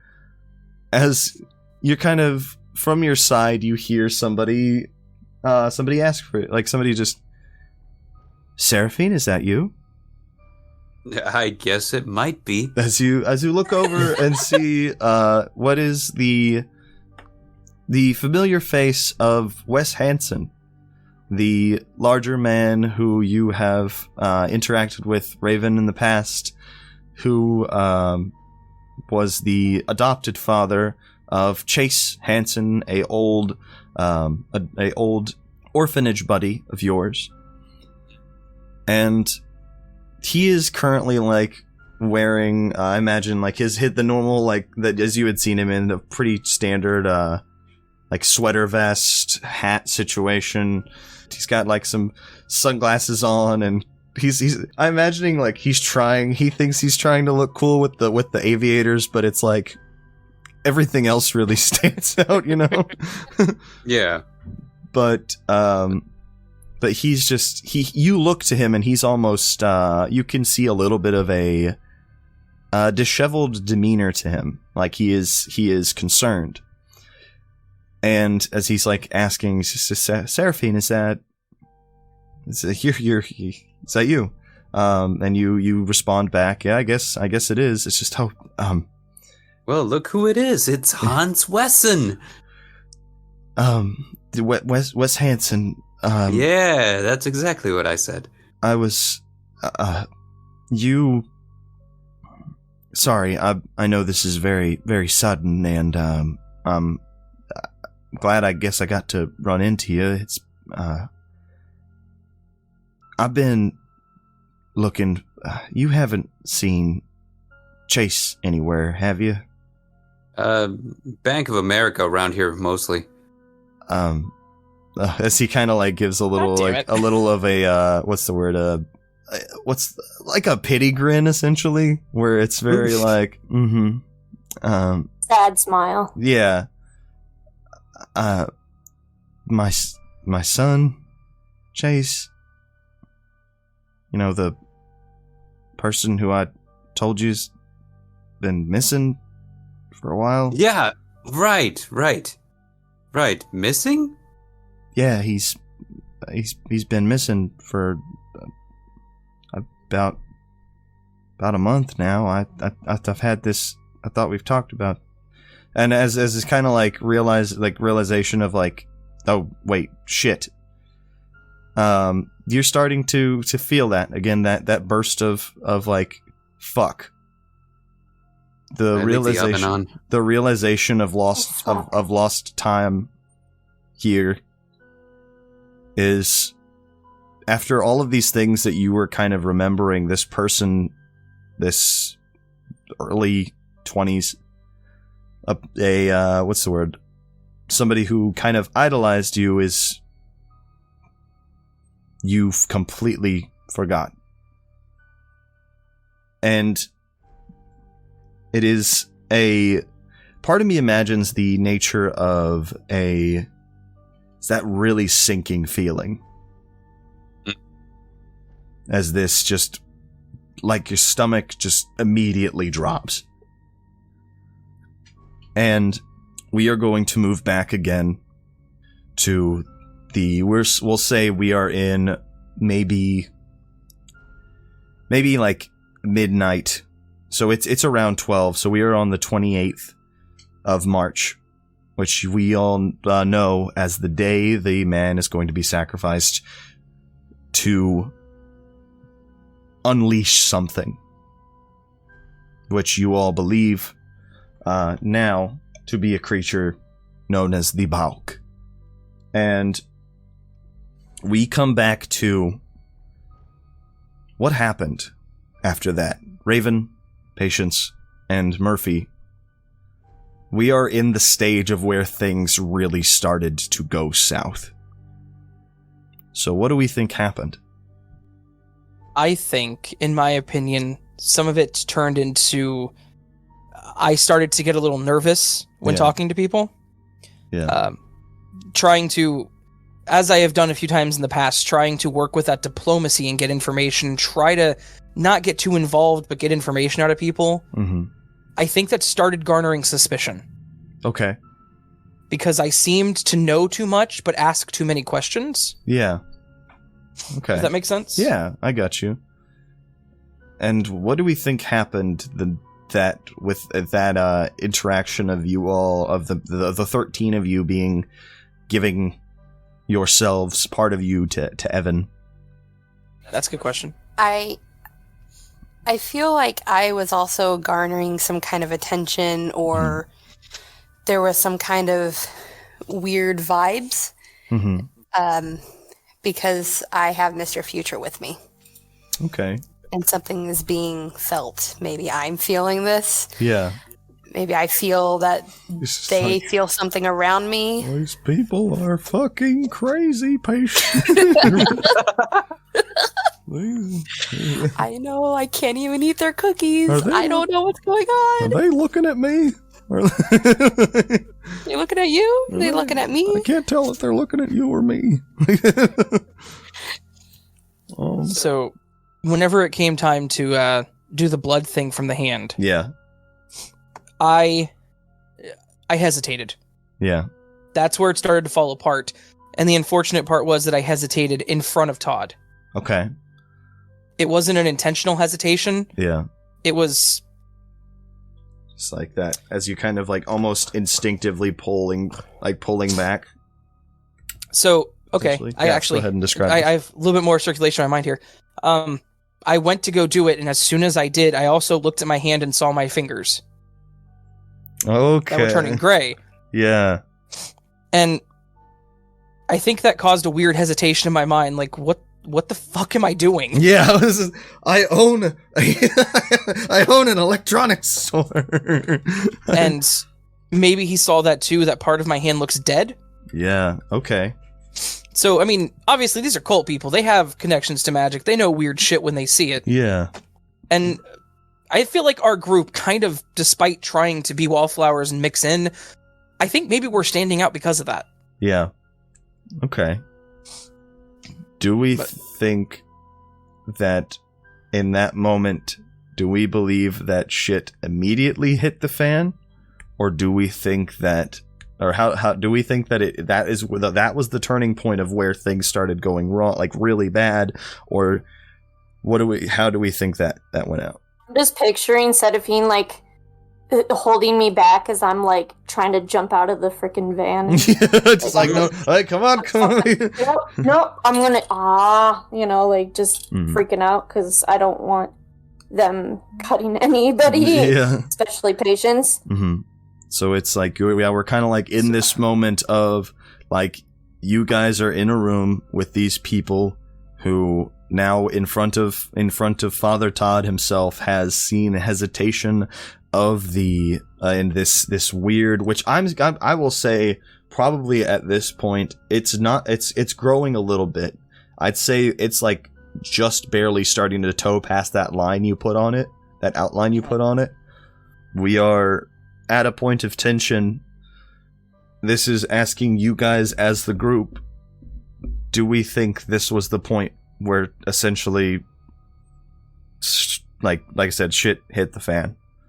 It's okay if this is a no, it's okay if it's a yes. Either way, I will be perfectly fine. So, in my opinion, and if you guys have a difference of opinion, please do state, I feel like it wouldn't hit the fan right away. Okay.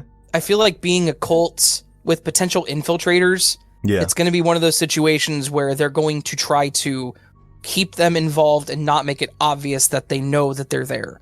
Okay. But it's going to be a very quick thing, like overnight, we're going to try to kill you, and you won't know it, kind of thing. Yeah. Yeah, they don't want to make a scene because they don't want to like have other people like being like, wait, like kind of snap out of whatever influence they've had. That's out of character for Father Todd to. But a blood sacrifice is always a good thing. So. Yeah.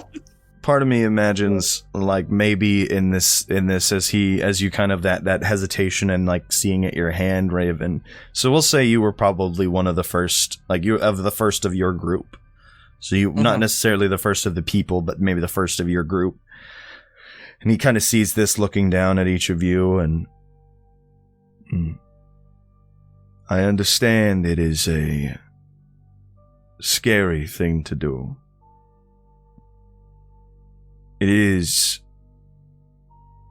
As he kind of like, he's like standing down at the podium, and he's probably for his age, he's rather like physically kind of not built, but like he's got an imposing figure to him.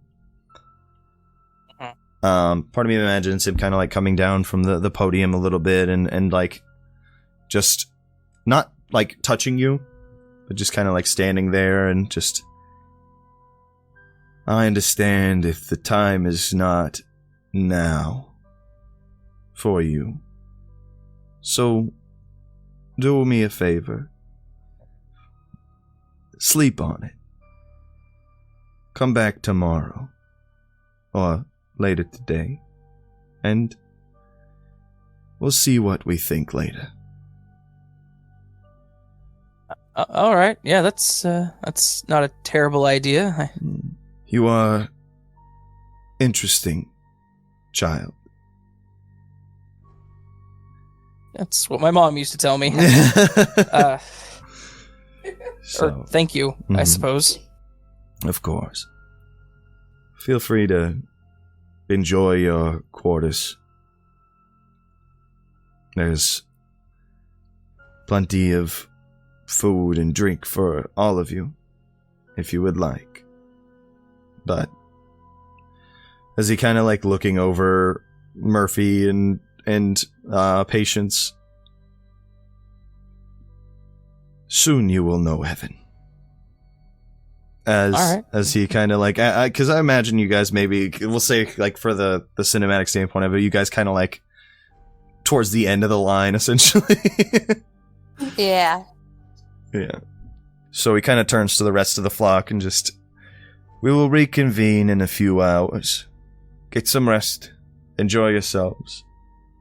And remember that you are all loved and appreciated for your sacrifice. Creepy. As he kind of, essentially, they all kind of like leading you back as he kind of walks out of the room and kind of leading Ingrid, your new Becky, kind of like leading each of you back to the room. As she's like clearly very nervous about what's like going down. It's just, all right, well, hey, have some good sleep. Make sure to get plenty of rest and plenty to eat. Good night, everyone. As she kind of leaves. Don't trip, Ingrid. Don't trip. Oh, God. What the fuck just happened? Yeah, I'm not liking this. Patience, that went surprisingly smooth, or not. That.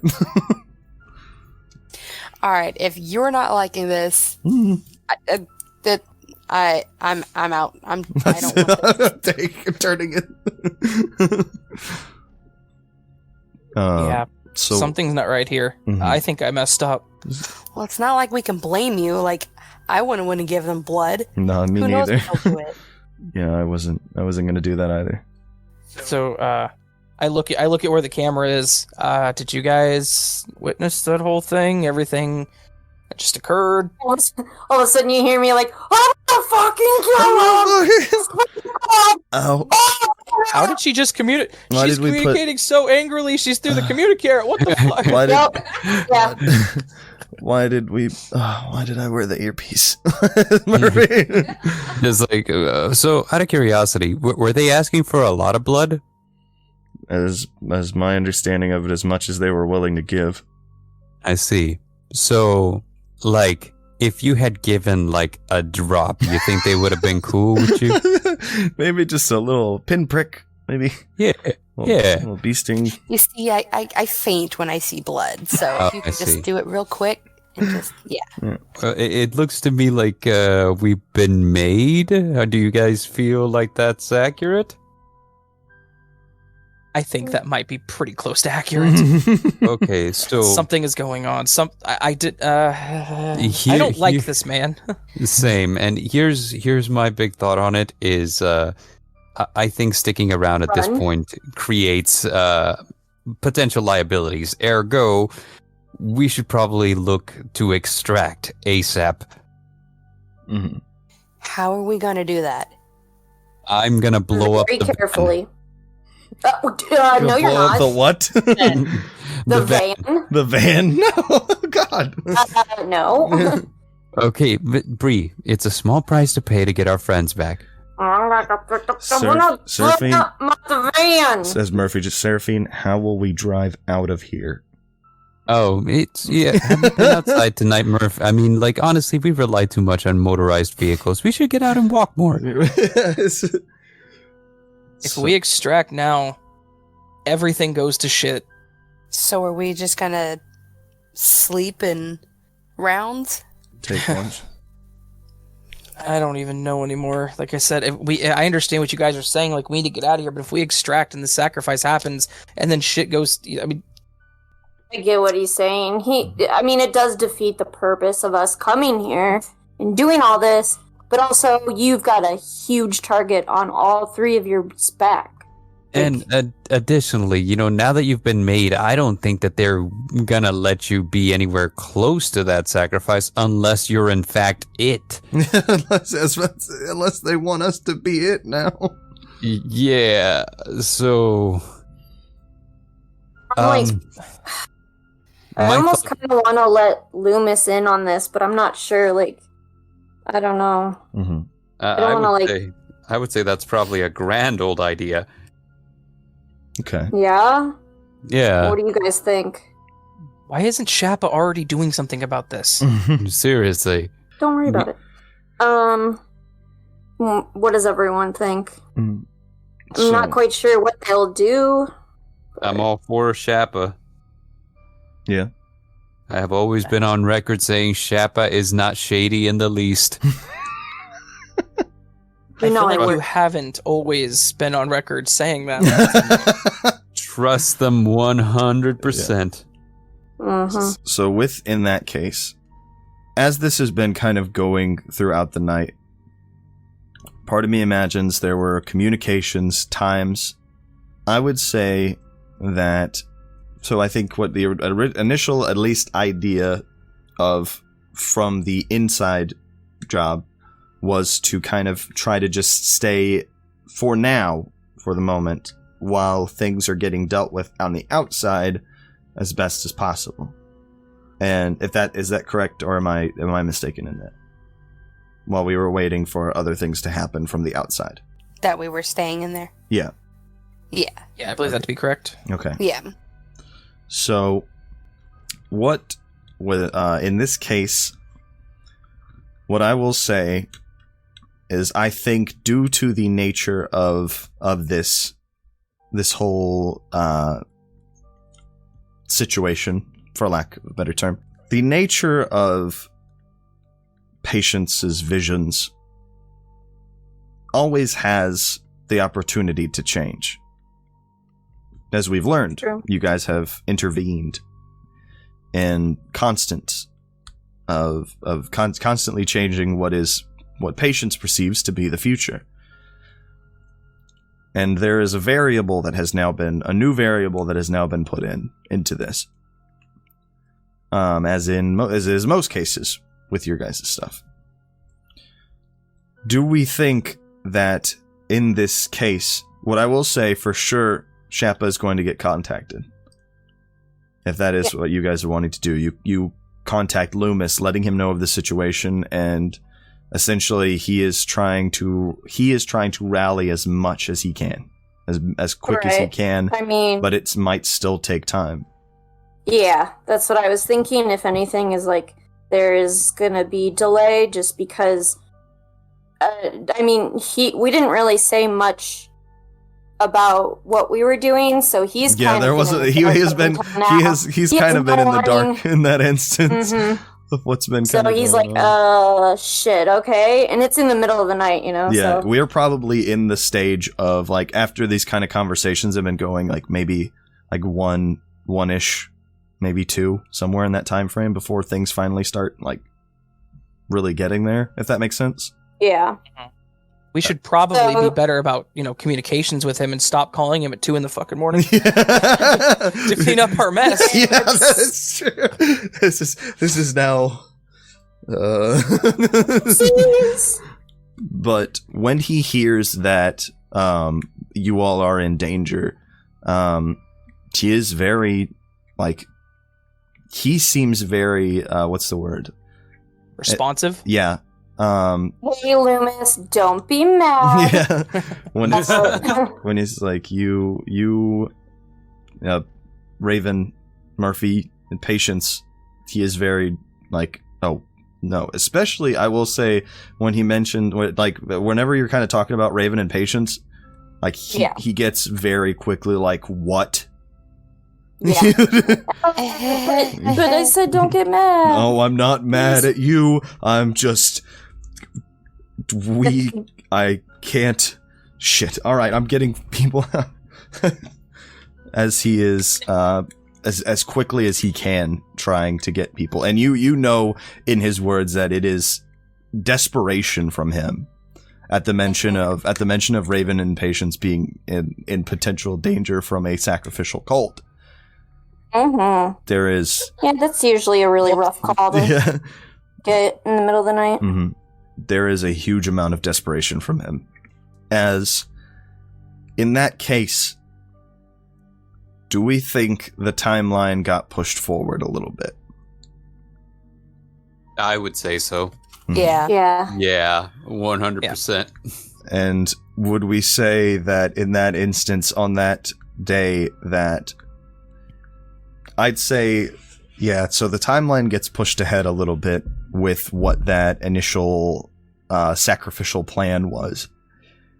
And this is a complex full of people.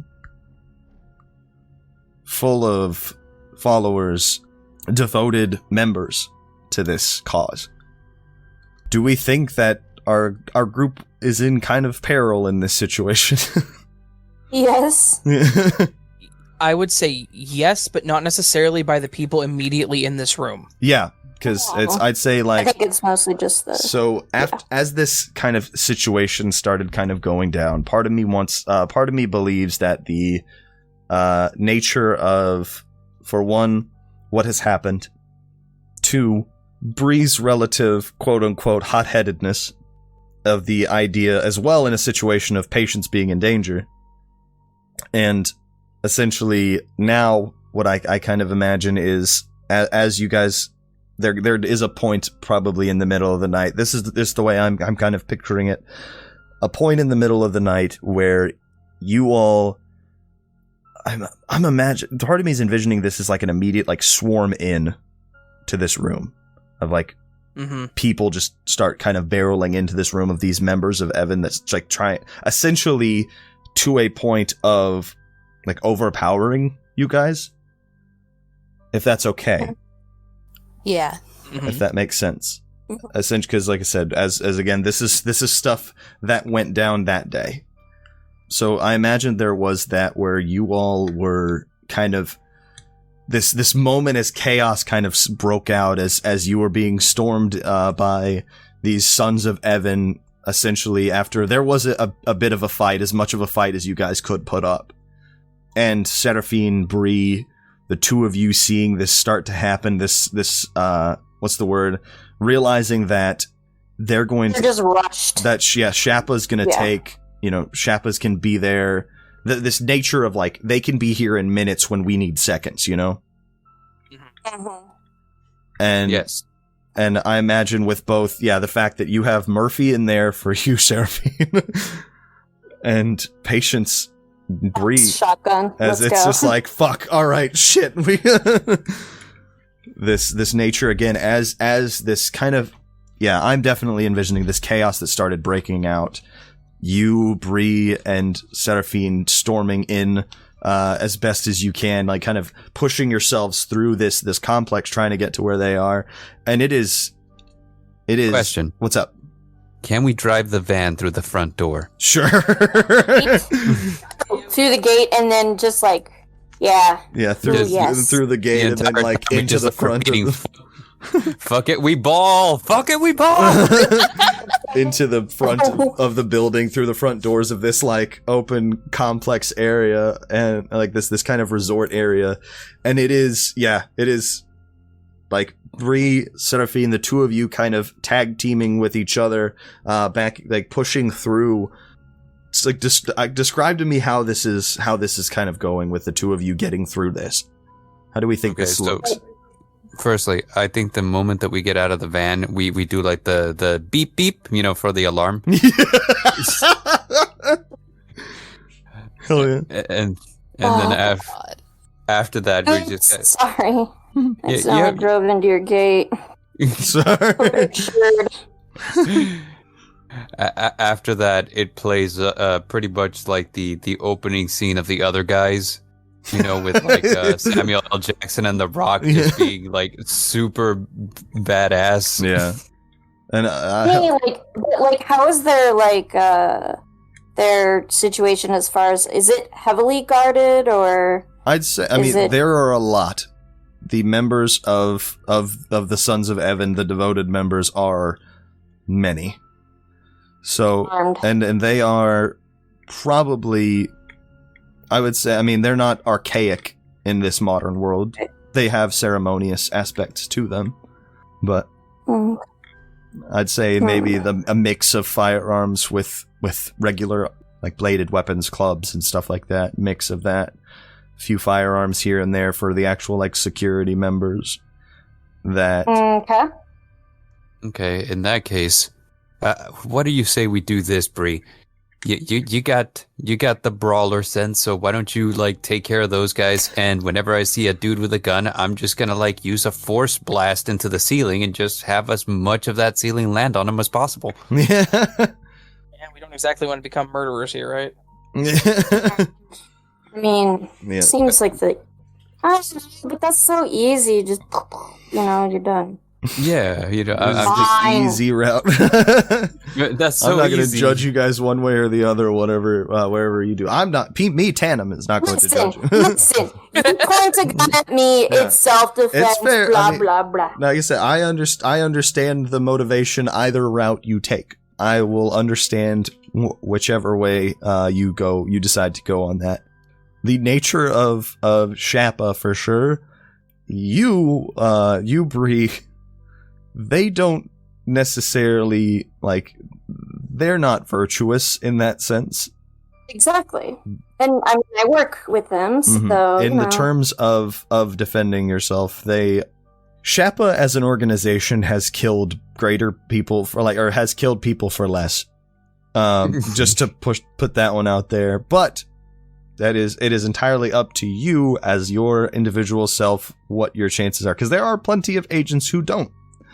Just the organization as a whole isn't necessarily known for just being like, hey, let's try to find the non-lethal solution to this. Right. I have a question. What's up? What would this be a good time to use Never Again? That's the wherever you can keep. Yeah, you can keep kind of taking harm. In combat, I may choose to protect someone without rolling as if I had rolled a 10+, but I may not choose to suffer a little harm.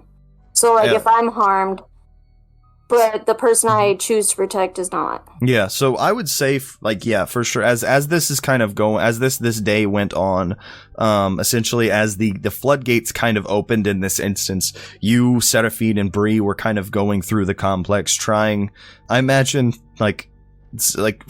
Serafin doing as, his intentions, maybe not to kill, if that's, is that where I'm getting with you?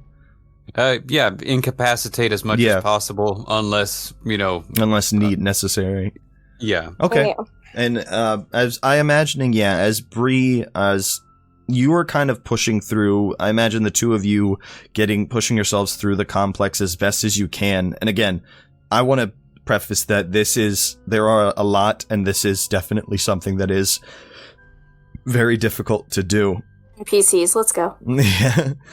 And one of the situations, part of me is envisioning this nature of Bree, that moment of you going through this hallways, kind of coming back, the space that you had seen, the time that you had remembered when you were at Westies, this is that scenario that is playing out as you are pushing through these hallways trying to get to it, and it gradually gets to the point where there is it is just getting more and more people pushing through and kind of surrounding this area. And it's okay if this is how I'm kind of imagining the situation going down with the sheer mass of people versus the 5 of you. Things probably didn't turn out so great. Yeah. You guys survive, of course, clearly. Hmm? Sure about that? Yeah, I'm gonna retcon this whole time. You guys have been ghosts. been remembering that this has been the last dying memories as you cycle through purgatory. Sweet. Oh God.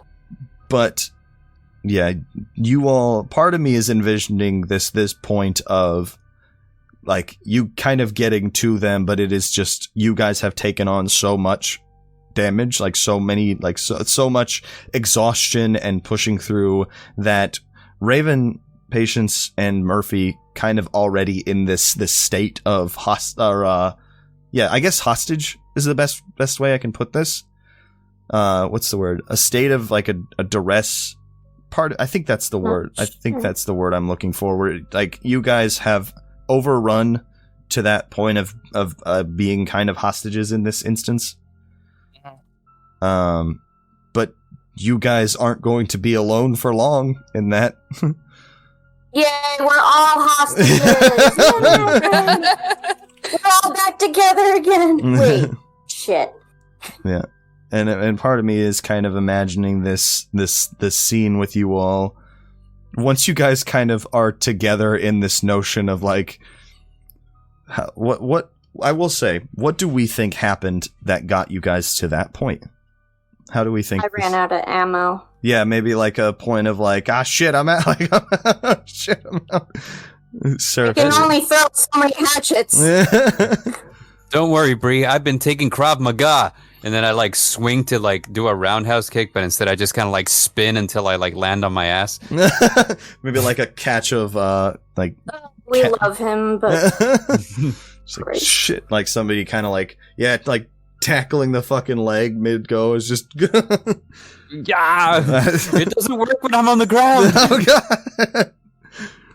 And yeah, so you all are kind of at eventually does come a point of the defeat, so to say. They don't kill you outright, dude. We have, as I said, the timeline has been expedited. And after this situation of the loss of people and the infiltration, there comes a point where it is probably after all of the time spent, we are maybe at around I want to say maybe 3 a.m. As this situation gets to this point, we get to that spot in the pews, so to say. We get to that time, as again, this night has just continued to go from bad to worse. This morning. And Maddie's not even here. Matt is not here. Thankfully. Yeah. Matt is not here. Imagine if he was. And you all, yeah, part of me is imagining this scene as you guys are kind of like, they get to their like point in like the big, we've caught these heretics to Evan, caught these traitors to Evan. And we've had, or just imagine like Father Todd like having this like as he has kind of like got everybody in the pews battered, bruised. I mean, even Patience, they've hit you a lot too. They are not above it. Yeah, especially when I try to bite them. Yeah, I have to like the fighting crawling back. around on the floor, like, hissing. I'm like, what the Possibly trying to start a fire. Yeah. Yeah. As I say, whatever I can. I think the fighting kind of went with that. Yeah. Yeah. Raven? How do you think the fighting was? How do you think you're fighting? Like, how would you say Raven was like fighting? I was probably just trying to throw him off me and get towards Patience, but yeah, I'm not exactly a physically strong person. Yeah, so that's fair. I'm kind of a tech person, so I'm just sitting here like, I will punch you as hard as I can, please. So yeah, part of me imagines it was, yeah, hell yeah, it was like a very I imagine, yeah, it's like a very like desperate, like don't hurt my niece, like right, this kind of scrappy almost, where it's like, got some surprisingly good hits in, you know, where it's like, I didn't know I could hit somebody like that. Yeah.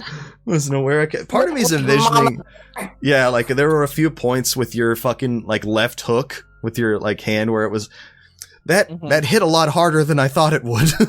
Right? Like, I'm not even left-handed. Not even left-handed. As like looking at the fucking spreading of this on your, like the spreading of the gray, like the dried skin on your hand. It's just like, all right, this hits a lot harder than I thought it did. Huh. No, as this fighting kind of went down, and eventually, like I said, eventually overrun. But you all kind of sitting at the sitting kind of lined up towards the front. Them kind of either tied in some manner or just held by some of the members as best as you can through the exhaustion. It's for me. What's that? We're both for me. I'm tied down and held down. Yeah, like tied. It's like fucking. They tried to tie me, and I just kept fighting. Yeah, like, just like okay, all right, look. Get the metal shackles. Yeah, right. I'm like growling at them through the. Yeah, it's like all right, put this on. You guys got shackles. They put me in a large trash bag. Oh god, what a mental picture. Oh my god, yes. And so, as you guys are currently sitting at, because it currently held, imprisoned, so to say, by this group, it is that point where, like, I imagine after a little bit of time passes, you see as Father Todd comes out, from, like, opens the doors in the dramatic fashion. And as he's the one kind of going on that speech of these heretics come into our home. I invite you into my home. I invite you into my home. On this the day of my daughter's wedding. I'll give you, I'll feed you. Yeah. I invite you. I'll give you all that you want. You get mama's best. So yeah, as he is, yeah, very much like going on that whole spiel of like, oh, they come into my house, they eat our food, yes. Well, for the record, sir, we never ate any of the food. That's okay. Never ate any of your damn food. Yeah, my mama made it. It's so good. Mama's favorite. Like, find out later it's actually not even poisoned. It's just really freaking good. It was real food. Just, it's like the poison stuff comes later. We're not going to kill you on the first night. What kind of cult do you think we are? Do you think we're amateurs? So yeah, as it gets to this, after he's done with this kind of whole spiel of like we had one, but I guess now we've got 6. That should be more than enough for us to see the light and soon be able to purge any, as he's kind of like looking almost, what's the word? The 1,000-yard kind of stare situation. We will be able to finally put an end to him and them. Anyone who stands in our way, we won't need to be afraid of them. For we will have the ultimate power. And you all are the witnesses to this, our final ascension. First, as he's kind of, I imagine, like at this point, like taking the top robes off, revealing all of those tattoos of his, the whole, these religious symbols all kind of going, all scattered throughout his body in tattoos. I'll say on the back, as he kind of, I imagine, like turning around after all of this, kind of like part of his imagining like a holy symbol of his. That's kind of, get it. You got hot dad. Oh, Jesus. Sure. It's kind of like, whoa, Father Todd.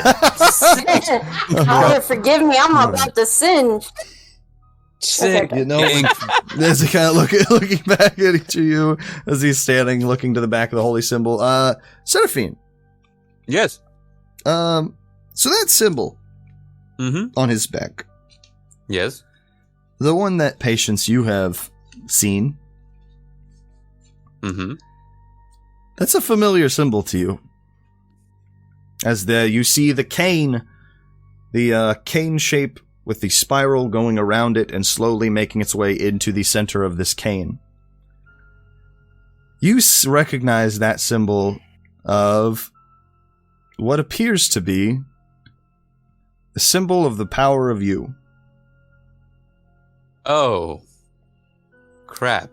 As he has on his back, at the center of his spine, tattooed. It looks to be aged, but it is non-mistakable for Serafin as you see that it is the symbol of the power of you. But that is not the symbol that he praises. It is a different symbol. He is looking upon what is that symbol of the Elder Sign. That is what he seems to have, like this big banner towards the back of the room that he's like standing praising that is something that you notice. You guys, Patience, I know you have seen this before. You guys have seen this, and Serafin, you recognize it. And as he's kind of praising onto this Elder Sign, talking of essentially these slips that you keep hearing of him, as if he is wanting this power for a specific person. I knew there was an elder deity involved. And the nature of, as I imagine, like maybe one of these last things is just, he kind of like looks up to this, pardon me, like looking up to the ceiling, just kind of screaming out, "You will never be able to stop me again." As he turns back and just, "Bring the child first." Oh, you don't you? Oh, God. Oh. As part of me is imagining as this has happened, as like they're kind of like starting to pull, like trying to pick up Patience, bring her forward, everybody just fighting as much as they can. As you guys hear what is the sound, as beginning this starts to feel Bad boys. this sense. As you begin to feel this sense of dry exhaustion taking over each of you, as you felt that day, that morning, you feel overcoming this sense of dry exhaustion, as if the scent of a desert. Oh no. As you start to feel like as if you are this level of like, what's the word?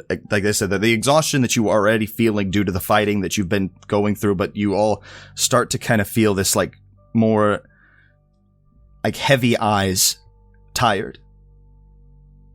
As you feel that, Sandman. as you feel that, you hear a loud crack as the sound of a gunshot rings out. And you guys see as Father Todd drops to the ground. Oh. Blood sprayed on the banner that he was praising. Father Todd! as essentially this bits of chaos, kind of panic falling around each of you as everybody's like, the shit, where'd that come from? As you have essentially in these last moments of consciousness, you guys starting to feel, seeing these beams, essentially this gather energy kind of sending out at some of the goons, maybe a couple of the ones that were on Patience, maybe not necessarily aiming for that, but that is what happened. As you guys, pardon me, Raven, this familiar feeling that you had back in the Evans Inn of Evansbourogh, get that overtaking of like dry mouth, heavy eyes, and each of you starting to kind of, I'm imagining, starting to fall asleep, so to say. And as, again, that panic is kind of going around each of you, you guys see as people are starting to kind of drop, some of them because of the sleep, some of them because they are being attacked by something. As you guys see that figure that you recognize as the Sandman or Gucci Lord, whichever you wish to describe, the dark hoodie, the gold angular mask, and you guys see the hand, or in his hand, the old Dragoon revolver. This is so not Gucci, man.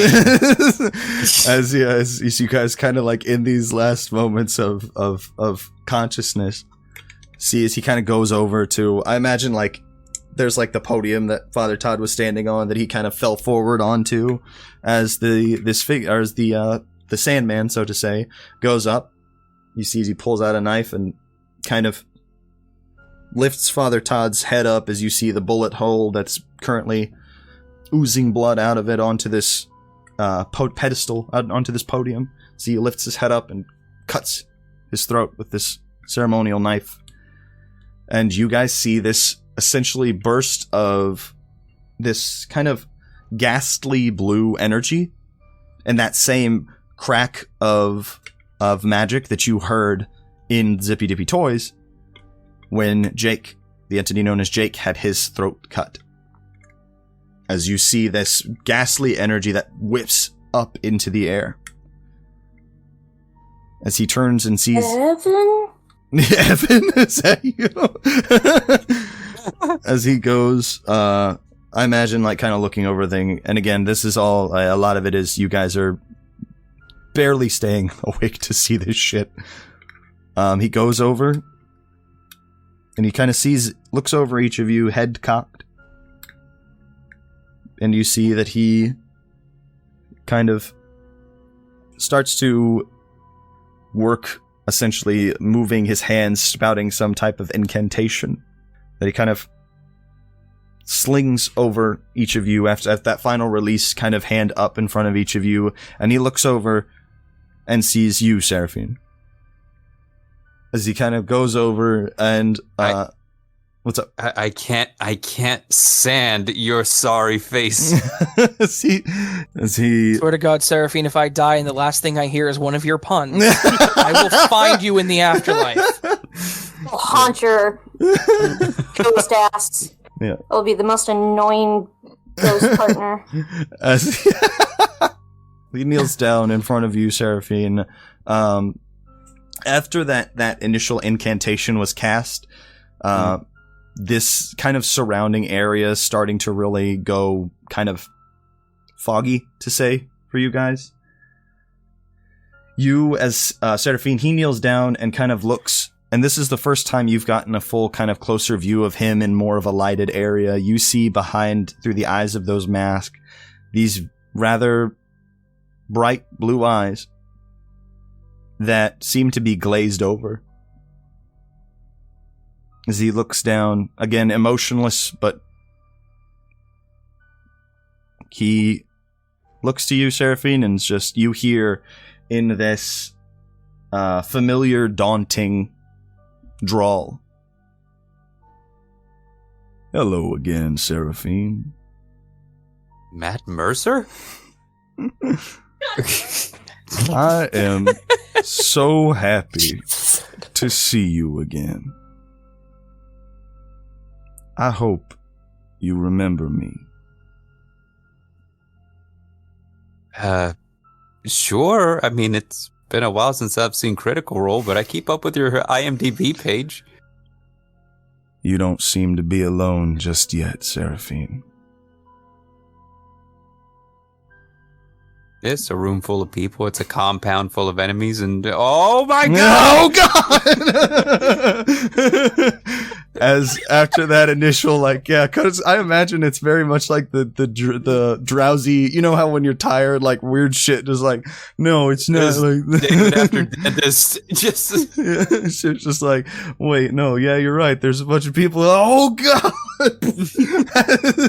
as you kind of like the last thing you hear is the sound of shots starting to fire. As essentially, I imagine maybe seeing like a fucking one of the shots hit the shoulder of the figure you know as the Sandman. Like hit him as he kind of like looks around and quickly starts trying to vacate this area as you start to essentially hear essentially the calls of Agent William Loomis and other members of Shappa as they are starting to kind of push themselves into this room, and that is the last conscious thought you guys have before you pass out. And I'm going to have to end it here. God damn it. So, Oh my goodness. that, yes, as this, we are going to continue the stuff that we heard, the stuff that we had talked about, because from this point on, we are going to be back in May 1st, 2021, going forward with all of the thoughts that you each had, or all of the recollection of this night's events that now you guys remember the entire recollection of those events come back. And currently, Raven, you have your call with Matt. Patience, you have the recollection of this information of the symbol. Bree, you have Jake, who has woken up. And you, Serafin, have Wes Hansen, who has come to you asking if there have been updates on Chase. And we are going to deal with that in the next episode, which currently we are 2 episodes away from our season finale. Thank you all for coming to episode 12 of Tales from Evansbourogh. What do we think tonight's episode is going to be called, everyone? I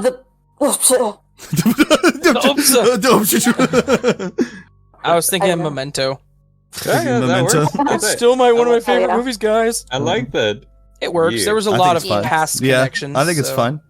So in that case, thank you all for coming and listening to episode 12 of Tales from Evansbourogh, Memento. I really hope you all enjoyed. As always, I am having a great time playing this game with people. Hell yeah. If you enjoyed, I know these are really cool people who play this game. I love them very much. And I have, No, I love you. yeah, I know it's crazy to think we're only 2 episodes away from the season being over, and I know stuff is getting pretty fucked up right now. So, but if you guys enjoyed, please consider leaving a like, commenting what your favorite parts of the episode are, or subscribing if you want to see more from us. That's something it always helps us grow. I'm just happy that anybody is even watching the show. In all honesty, I never expected more than one person to watch it. So, if you want to help our hunters solve the upcoming mystery and finish the season out, consider going down below and gifting them fate. That way we can help have good faith going forward, because who knows what's going to happen next. Yeah. We probably will need it. Yes, and do we have a nugget of knowledge before we head off quietly into the night? Hello, I'm Serafin, the Midnight Bard. We've had a lot of fun here today, but now I'd like to take a moment to talk about something very serious. Memory loss is the silent killer. You have been here before. If you feel like you haven't, consult a medical professional immediately. Yep. Never underestimate lost days. That is our nugget of knowledge before we go. So narcolepsy is a real thing, and the way you were describing the freaking getting sleepy, I was like, yeah, that's narcolepsy. You feel yeah. Yep, it is. You feel shit-faced for about 30 seconds, and then you pass out. It sucks. Men in angular masks have a tendency to be obtuse. Yeah. It is not a cute look. God damn it! Yeah, man. Right? No, that's what got me. It's just Yeah. sitting hanging over my shoulder. So in that case, everyone, please have a wonderful night, and we hope to see you in the next tale. If, of course, we all survive. Have a good night, everybody. Goodbye. Bye. Hey, adios. Goodbye.